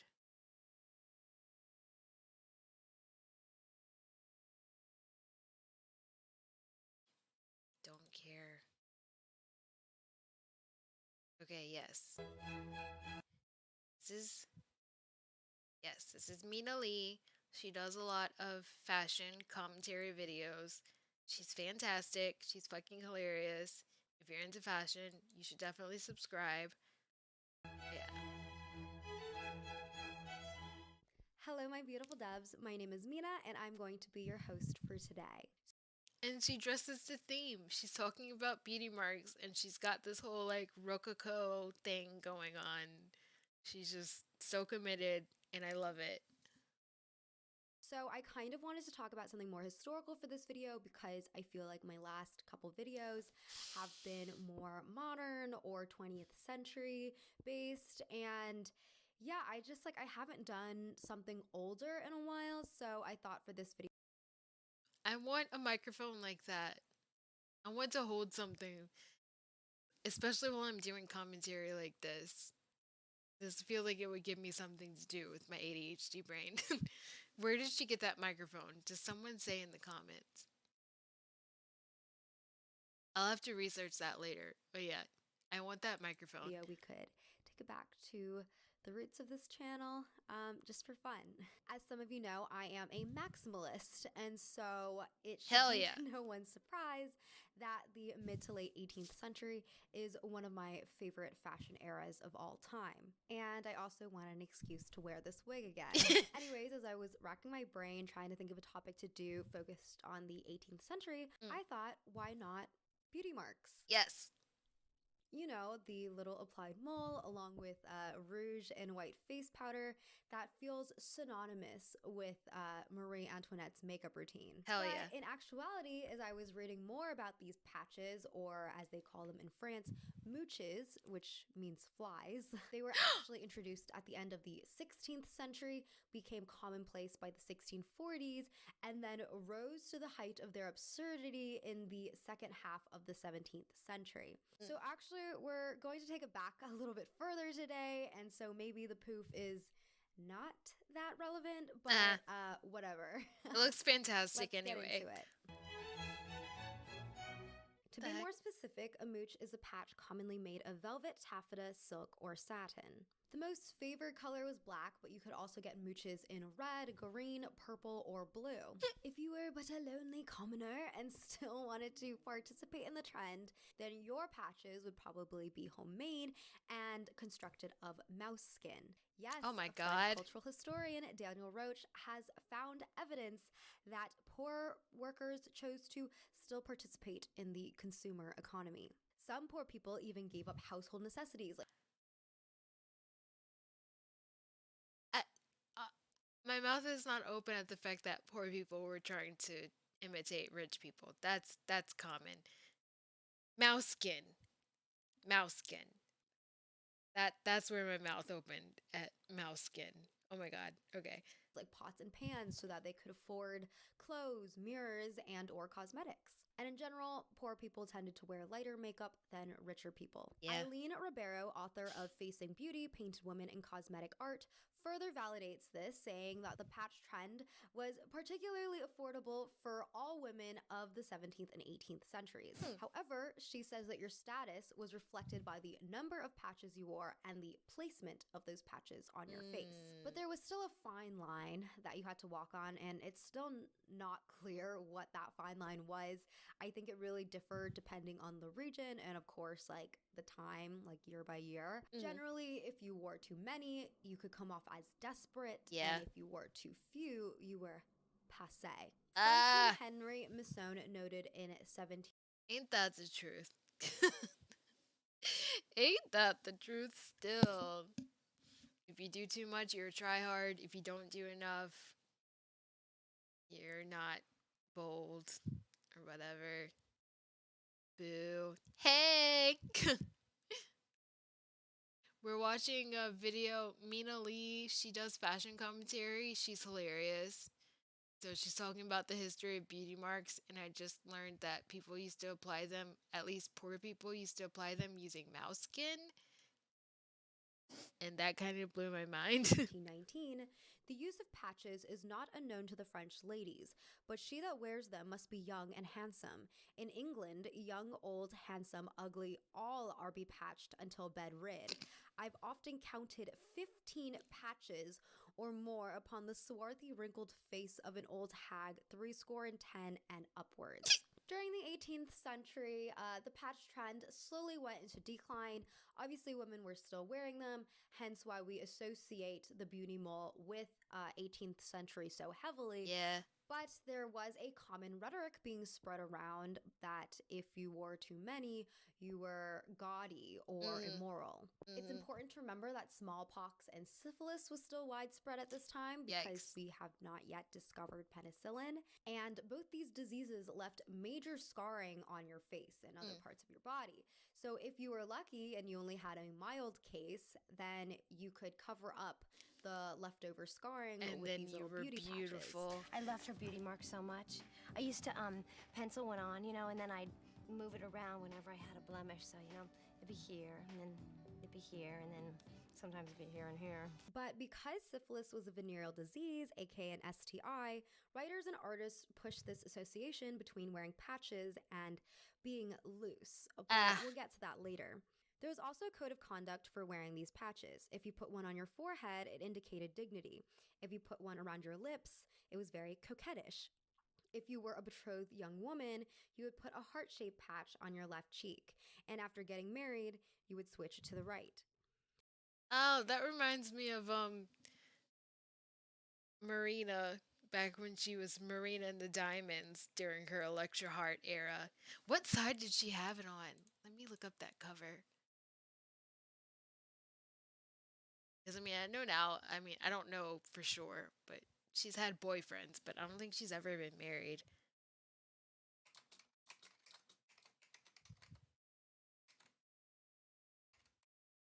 Electra Heart.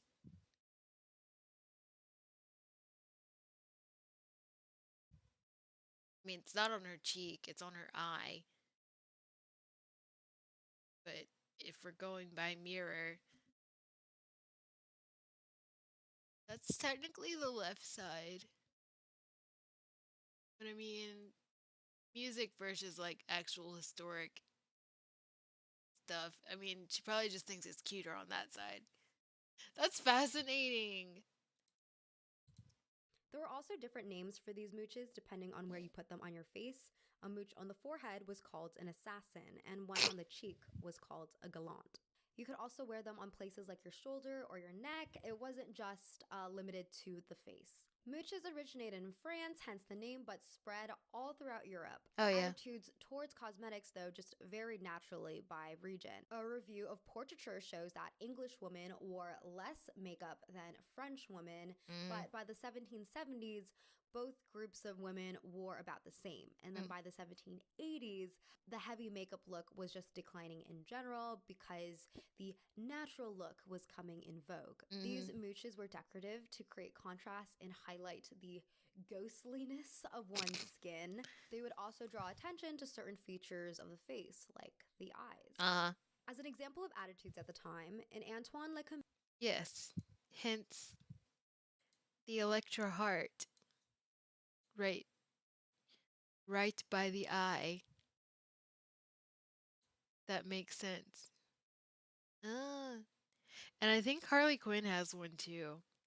Suicide Squad Harley Quinn has hearts on her like eyes.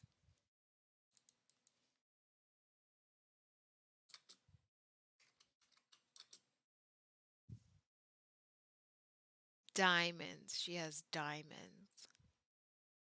Wait. No. That's not what I'm looking for.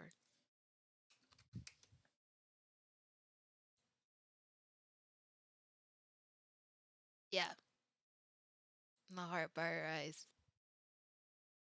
I remember that because I cosplayed as Harley Quinn, of course, as did everyone in 2016. But yeah, I cosplayed as Harley Quinn with the pigtails and the heart on my face. And I was like, oh, I feel like Marina, Electric Heart. Which is pretty topical because, yeah, the new Suicide Squad came out tonight. And it kind of bums me out because it doesn't have the same aesthetic as the 2016 Suicide Squad and 2020's Birds of Prey, which I love both of those movies. I don't care what anyone else says. In this house, we love and respect Suicide Squad and Birds of Prey. Muse's 𝖂𝖂𝑘𝖚, or The Art of Preserving Beauty, published in 1754, 𝖂𝖂𝑘𝑚 says, after seeing a fly land on Fatima's beautiful face, I think its blackness sets off the luster of the vermilion and makes your eye look more lively and amorous. A fly, a literal fly. This trend was started by a literal fly on someone's ghostly face. According to fashion historian Kimberly Chrisman Campbell, a lot of early writers said patches were an imitation of Venus, who supposedly had a mole on her cheek. Okay. She had this one imperfection that made her even more beautiful, and the patches were supposedly imitating that. That's better than a fly. That's way better than a fly landing on someone's face. Okay.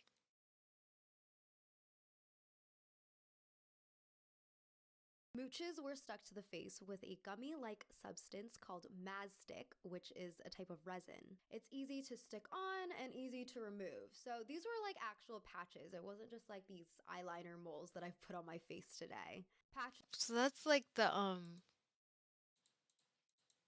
like pimple patches. Yeah. So they weren't drawn on. They were like, of course, these are yellow. But yeah. They're like these things. Huh. Did not know that. Alice. You can't see the picture. All right, back to the video. I'm getting sidetracked. Patches in general also ranged in size. There's documentation from a perfumer, which is basically what they called someone who sold beauty products. And this perfumer put in an order for patches as small as a pea size to as large as the size of a $50 coin. One person in the 1700s wrote dramatically, "It is with great sorrow that I already see it in the possession of that beautiful mass of blue which borders upon the eye. Should it increase on the side of that exquisite feature, what an eclipse have we to dread." I've read a lot of books and articles saying that these patches could be cut into different shapes, like stars, crescents, even I love it. a horse-drawn carriage. Love it. But I'm skeptical about the carriage just because it's really hard for me to imagine like a whole carriage on someone's face. Also because all the Hell yeah, 1700s face tats. references people use to cite this information came from satirical Illustrations. papers Oh. or from critics who could just have been using hyperbole. Just based on portraiture, I feel like everything that I've seen has just been very simple shapes. The mooches were often carried or stored in small decorated patch boxes called fly boxes in France. The boxes also sometimes contained an internal mirror and a small brush to help with the mooch reapplication. Mooches are also not to be mistaken for medicinal patches. I came across this amazing article called "Revising the Visage, Patches and Beauty Spots in 17th Century British and Dutch Portraits." Okay, so not And like the in it, Starface writer pencil Karen Hearn pouches. says that in 2009, Tate's London Gallery was cleaning up a portrait painted by the English painter Cornelius Johnson at their Tate Painting Conservation Studios. While doing so, they saw that there was a layer of overpaint that was applied significantly later than the date of the original painting. By the way, the painting is a portraiture of a Dutch woman and is dated roughly from 1659. The cleaning uncovered this large oval black shape on the side of the woman's face. We can guess that probably whoever acquired this painting later was disturbed by the large black mass on this woman's face and had it covered. Yeah. So what could this gigantic patch be? Because it looks way too monstrous in size to be just a beauty mark. There are two major theories for this.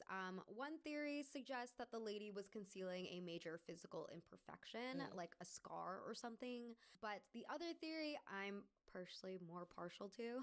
In a medicinal text published in 1682 by George Hartman, he suggested that applying a black patch called a plaister in this case to the temple area could alleviate headaches, toothaches, and migraines.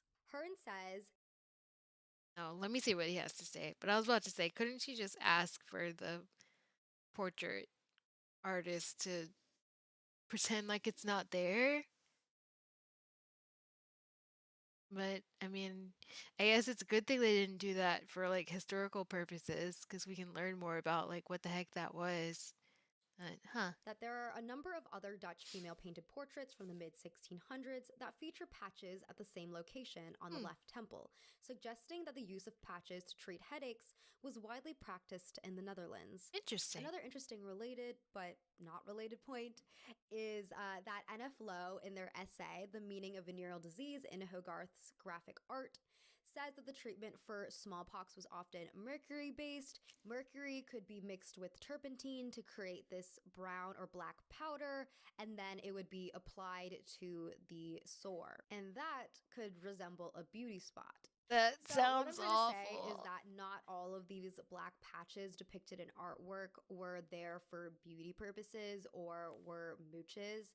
Like they're kind of different things. But they could cross over, like I said before. If you just had leftover scarring and it was like a really small scar, then you could put a mooch over it. And it would be like killing two birds with one stone. Now that's more like the Because Starface we pimple patches. live in a society, black patches meant different things when worn on different groups of people. Let's start with the men.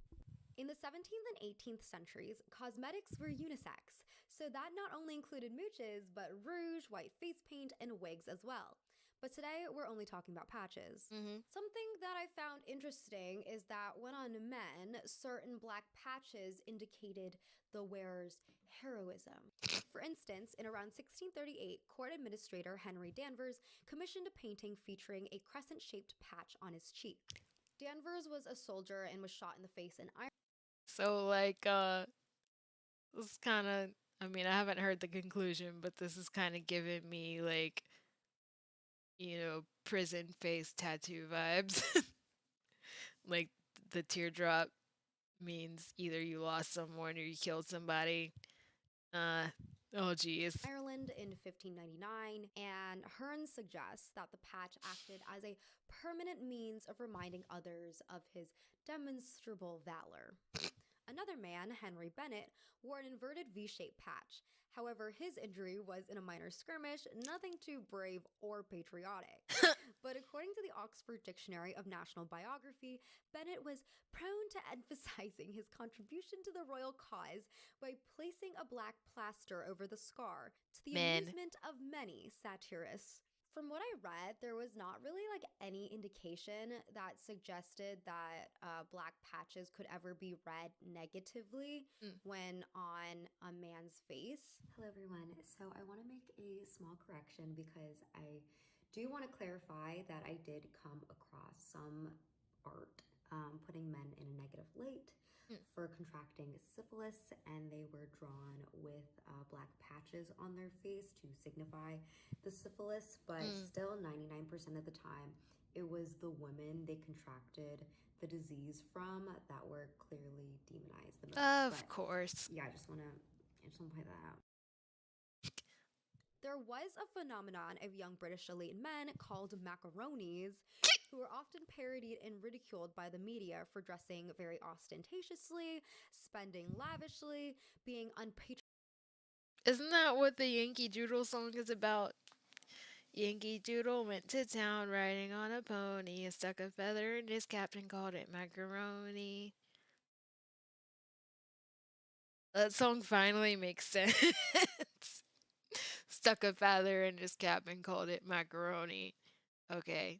If this is related, that makes total sense. Patriotic for embracing French fashions and veering too effeminately, among other transgressions. But the macaronis were made fun of because of their overall presentation. So yes, while they probably did wear mooches because that was in vogue, I didn't come across anything that suggested that the mooches affected how they were represented. It's giving me like Amadeus if anything, it was vibes. their towering wigs that drew up the most stigma. Yeah. Women, of course, can't do anything without being insulted. Surprise, surprise. So naturally, there were a lot of critics who disapproved of mooches. The English Puritans, for instance, Oh dear. disapproved of them heavily. They disapproved of cosmetics in general. But you know, what didn't the Puritans hate?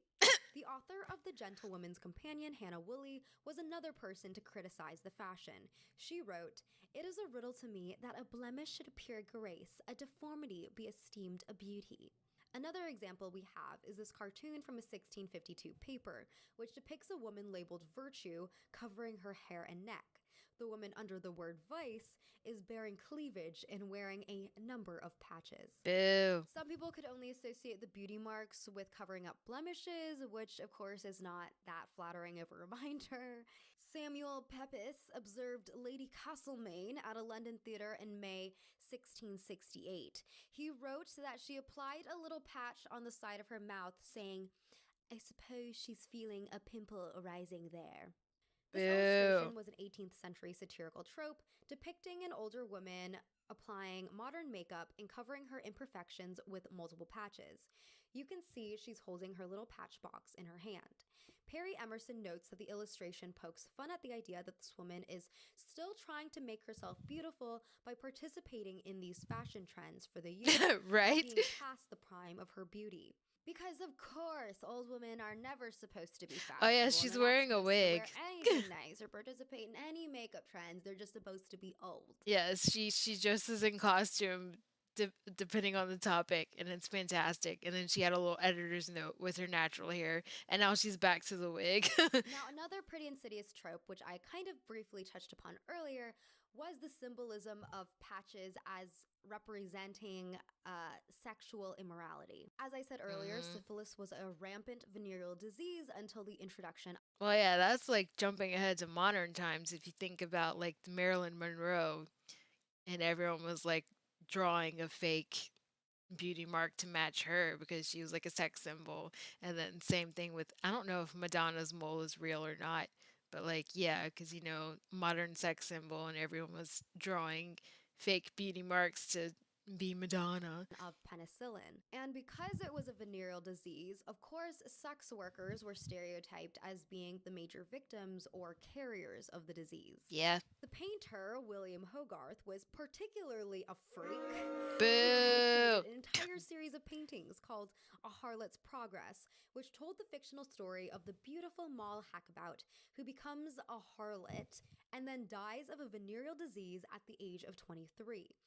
And we can tell that the patches drawn on here were not just cosmetic details, because if we take a look at his other painting, Strolling Actresses in a Barn, the girls have delicate small mooches below their right eyes. They're all identically placed, and the youthful environment suggests that these moles are beauty moles. However, the black patches he draws on the sex workers' faces are large and ill-positioned, suggesting that they are not cosmetic, but hiding signs of syphilis. Jeez. Also, in A Harlot's Progress, Moll is given more and more patches leading up to her death. There were also some writers who partook in this trope of loose women wearing patches. The court satire on several women about town includes the lines, "Was a bouncing widow with a patch on her nose who loves fucking better the older she grows." Writers at the time also claimed you could identify whether or not a woman was a sex worker based on how many patches she was wearing. Jeez. Eileen Ribeiro says, "The problem arose when lower class women used too many patches. Such beauty spots signified not merely a language of sexual coquetry, but sexual license." Which I think is very interesting. That Ribeiro highlights lower class women in that sentences, because I did read a guide written on 18th century French customs. I think it's like a shaky source, because even though it was written by a curator of the Imperial Library of the Arsenal in Paris, Paul Lacroix, which sounds like a very fancy title, it was also published in 1876, which is like 100 yes, years definitely Cindy after, Crawford. The time period that it's talking about, and also because it's so Yes, Cindy Crawford also, the beauty mark, because it seems like sexy, and like you just like it's like the place where she had it was like by the lips, and you know you want to draw attention to the lips and what that mouth do and all that nonsense. old. I have trouble trusting sources that are not primary sources, but also like super old. So take this information with a grain of salt is what I'm trying to say. This guide says that a great lady always had 7 or 8 mooches. 7 or 8 just feels like a lot in your face, personally. But I guess if you're dressed like an upper class lady and you have the title to prove it, even if you're wearing a ton of patches, people are just going to assume you don't have syphilis because you are rich and a lady. Jeez. I think it just goes to show, like, when looking at how men were perceived, how women were perceived, older women, richer women, sex workers, these beauty patches could contribute a lot of stereotypes depending on your social standing and which group you belong to. Okay, this is the end of the video. Thank you so much for joining me on this little tour through the worlds of 17th and 18th century beauty. I hope you learned something from this. I also, just like out of curiosity, would like to know, so just leave a comment if you feel you can contribute to this, but I would just like to know whether most of you prefer me talking about something like newer or something older. I'm probably going to continue to do a mix of both of these things. Yeah, this was an interesting video because I thought that beauty marks were definitely like, I thought she was going to talk about the art of like drawing them in, like we were talking about like emulating Marilyn Monroe um and Madonna and Cindy Crawford and other like sex symbols. Like I thought like it was going to be about that. Like I didn't even know about like the historical context of like actually applying patches to like hide signs of syphilis or something. And of course it's like, you know, if you have too many, it's like, oh, you must be infected with something. But if you have like just a few in the right places, then it's like, oh, this is a status symbol. Like that's that seems very similar today. Like if you think about something as simple as like fingernails, like, you know, if you have a certain length of fingernails, then it's like, oh, that's classy. But like once you extend another, like if you go too far, it's like, oh, you're one of those girls, aren't you? Like when it's like, it could be like, I'm just having fun. Like I just like long nails. Like shut the fuck up. But yeah. Oh, all right. This is going to be the last video of the evening. She's talking. This is another channel. This is Modern Girls. I really love their channel. They talk about fashion stuff, and it's one word. You can't see it because I because my cropping is cutting it off. But yeah, it's Modern Girls, GURLZ, and they do flash. Fwa. I can't talk. Oh my god, it's been 4 hours. No wonder why I can't talk. But yeah, they do fashion commentary as well, and I really love their stuff. This is a quick little video. She does she'll go like she does videos about like specific aesthetics, and she does like breakdowns of like costumes and like movie costumes and how they contribute to character development and fun stuff like that, and then moments in iconic fashion moments where she talks about like certain pieces of clothing that like repeat themselves throughout history that are like instantly recognizable. Like she talked about one of the iconic fashion moments was Jackie O's pink suit with the hat and the, you know, the Chanel hat, jacket, skirt combo that she was in when her husband got shot. Yeah, but yeah, that she's talking about the Chanel chain dress, and I know what that dress is because I've seen it on my favorite manga slash anime character ever, Sailor Pluto. She's my favorite Sailor Scout. Well, she's my favorite outer scout and overall scout. But I have a soft spot for Sailor Venus as well. But yes, this is an iconic dress, and this is gonna be the last video I watch. But yeah, this has been fun. I feel at ease.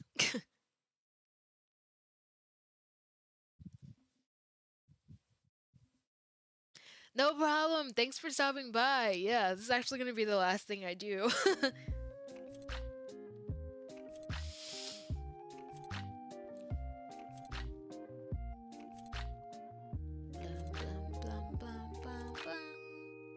Iconic fashion moments, the Chanel chain dress.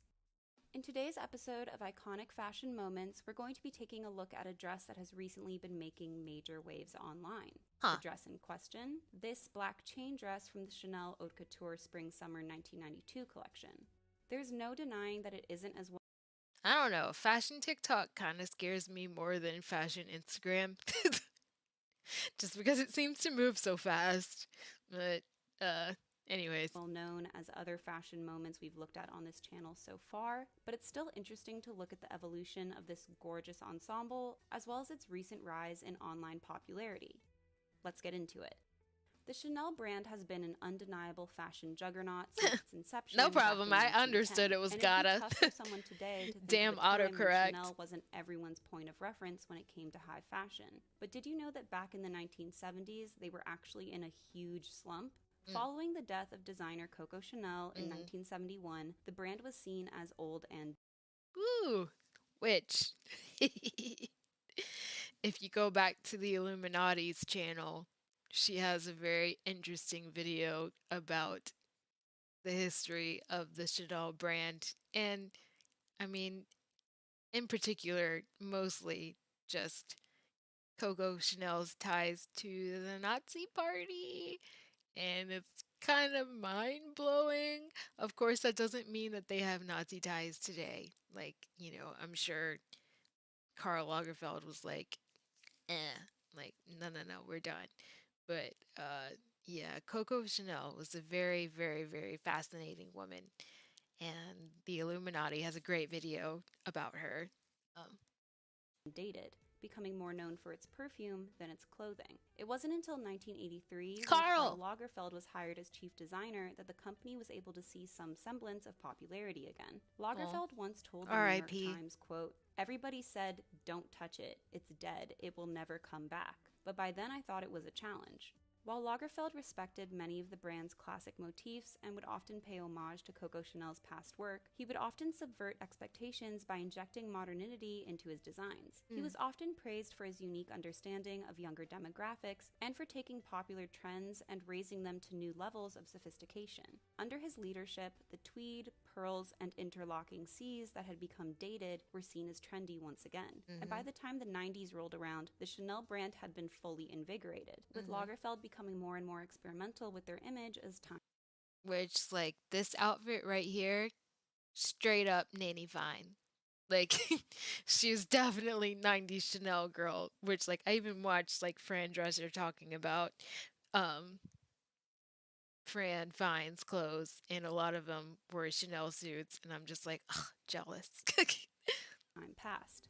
For his 1992 Spring-Summer Haute Couture collection for Chanel, Lagerfeld dressed supermodel Christy Turlington in the beautiful black dress that featured large gold chains, camellias, and jewels. The ensemble was not only a clever way of updating the classic little black dress that had been Chanel's claim to fame, but it was also a brilliant marketing move that drew focus to Chanel's costume jewelry, which at the time was the brand's most profitable product. The dress was later chosen as part of Chanel's ad campaign that season and was worn by Naomi Campbell in print. Although Lagerfeld designed thousands of articles of clothing over the course of his career, the elevated simplicity of this dress continues to stand the test of time. Hell yeah. Sailor Moon. Woo! One of the most important manga of all time, Sailor Moon was not... Pause. Because look at the halftone print on Sailor Pluto. Sailor Pluto is black. Sailor Pluto is dark skinned. Don't let Sailor Moon Crystal lie to you. Don't let my Funko Pop lie to you. I kind of want to, like, send my Sailor Pluto Funko Pop to, like, some kind of Etsy customizer or something to get her skin repainted, because I would love to see more merchandise with dark skin Sailor Pluto, because Naoko Takeichi confirmed herself. She wanted Sailor Pluto to have dark skin because she's a more mysterious character. So, Sailor Pluto is black, and she was one of the first dark skin manga / anime characters I've ever seen as a good guy and not like the cartoonish borderline blackface depictions I had seen in stuff like Dragon Ball Z, where they have the dark skin and the really big pink lips, and it's just like, ugh, it's not a good look. Sailor Pluto is elegant. She's a scientist. She's gorgeous. She might have had a thing with Tuxedo Mask. I might ship them, but She's my favorite. I had green hair for like 4 years because of her. Not only a staple of the magical girl genre, but was also incredibly influential when it came to fashion and incorporating it into the story. Hell While yeah. the Sailor Scouts are remembered for their color-coordinated uniforms, their other clothing was just as important and just as stylish. Naoko Takeuchi, writer and illustrator of the series, was a huge fan of high fashion and would often incorporate haute couture designs into her work, referencing brands like 𝖋𝖔𝖕𝖕𝖕𝖔𝖗, Yves Saint Laurent, and Christian Dior. In an illustration book released in 1996 for the series, Sailor Pluto... That's it. That's it. That's the image. That's the one right there. That's a wrap, fam. That's the only reason why I know this dress is because of this image right here. I don't know who else wore it, and honestly, I kind of don't care. is shown wearing a black dress with gold chains and jewels, an exact replica of the Chanel dress. Hell yeah. The guardian of the underworld, she wears a black-themed sailor suit and uses a garnet rod as her primary weapon, which are cleverly referenced in the Chanel dress. While the character's role in the anime is relatively small compared to the other Sailor Scouts, should be bigger. She's depicted so as loving underrated. fashion and often wears more sophisticated clothing, including this purple two-piece suit that is also a reference to Chanel. Hell yeah.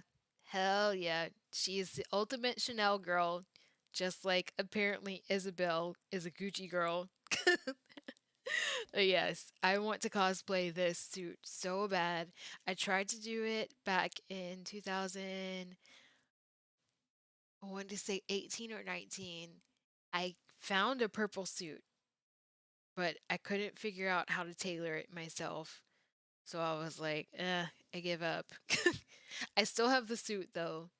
I couldn't find a bow, and I couldn't find a way to like tailor it to fit me better because I don't really know how to sew, and I couldn't find a shirt like that. But yeah, I do have earrings.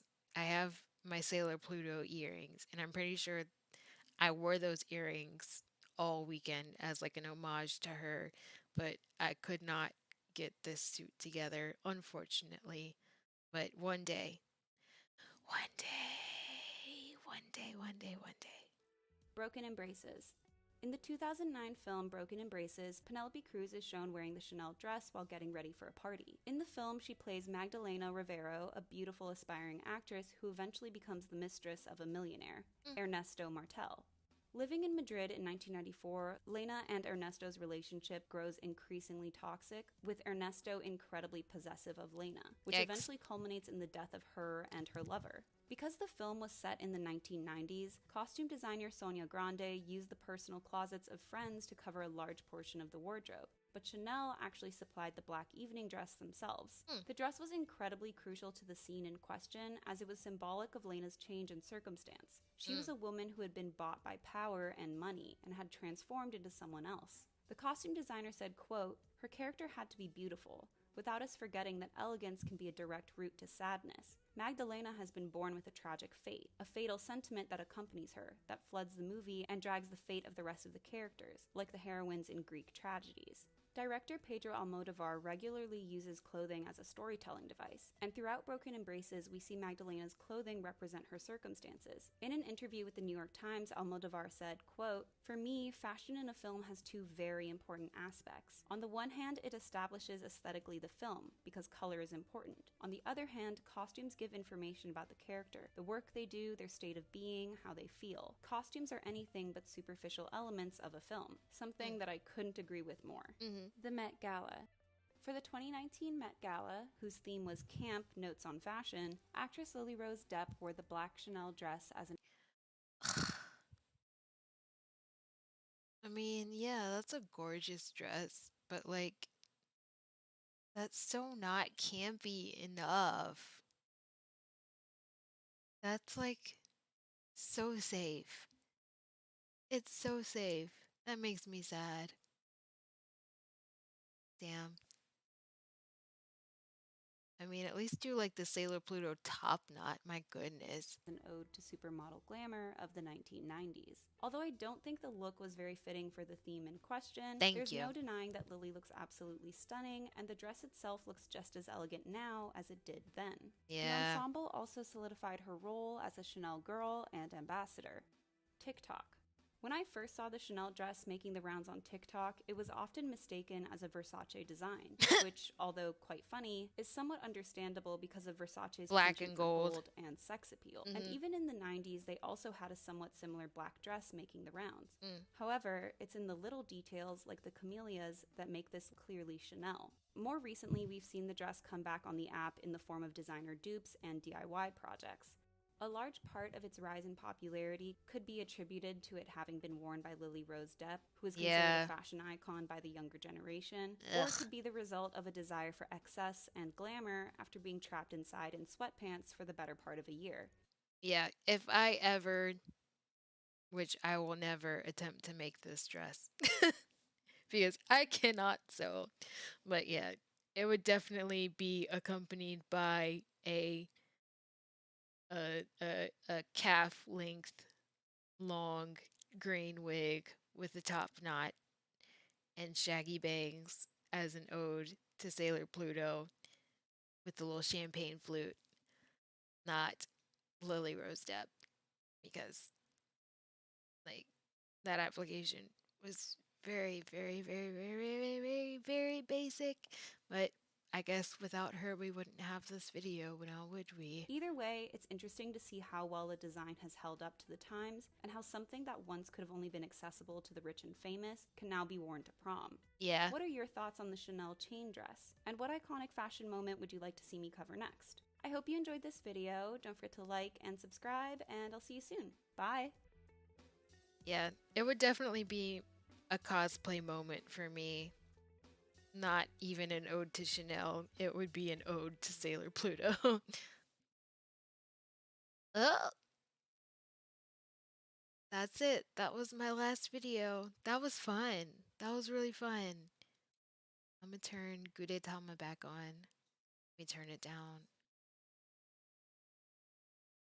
I feel like I've been yelling all night. If I have been, my bad.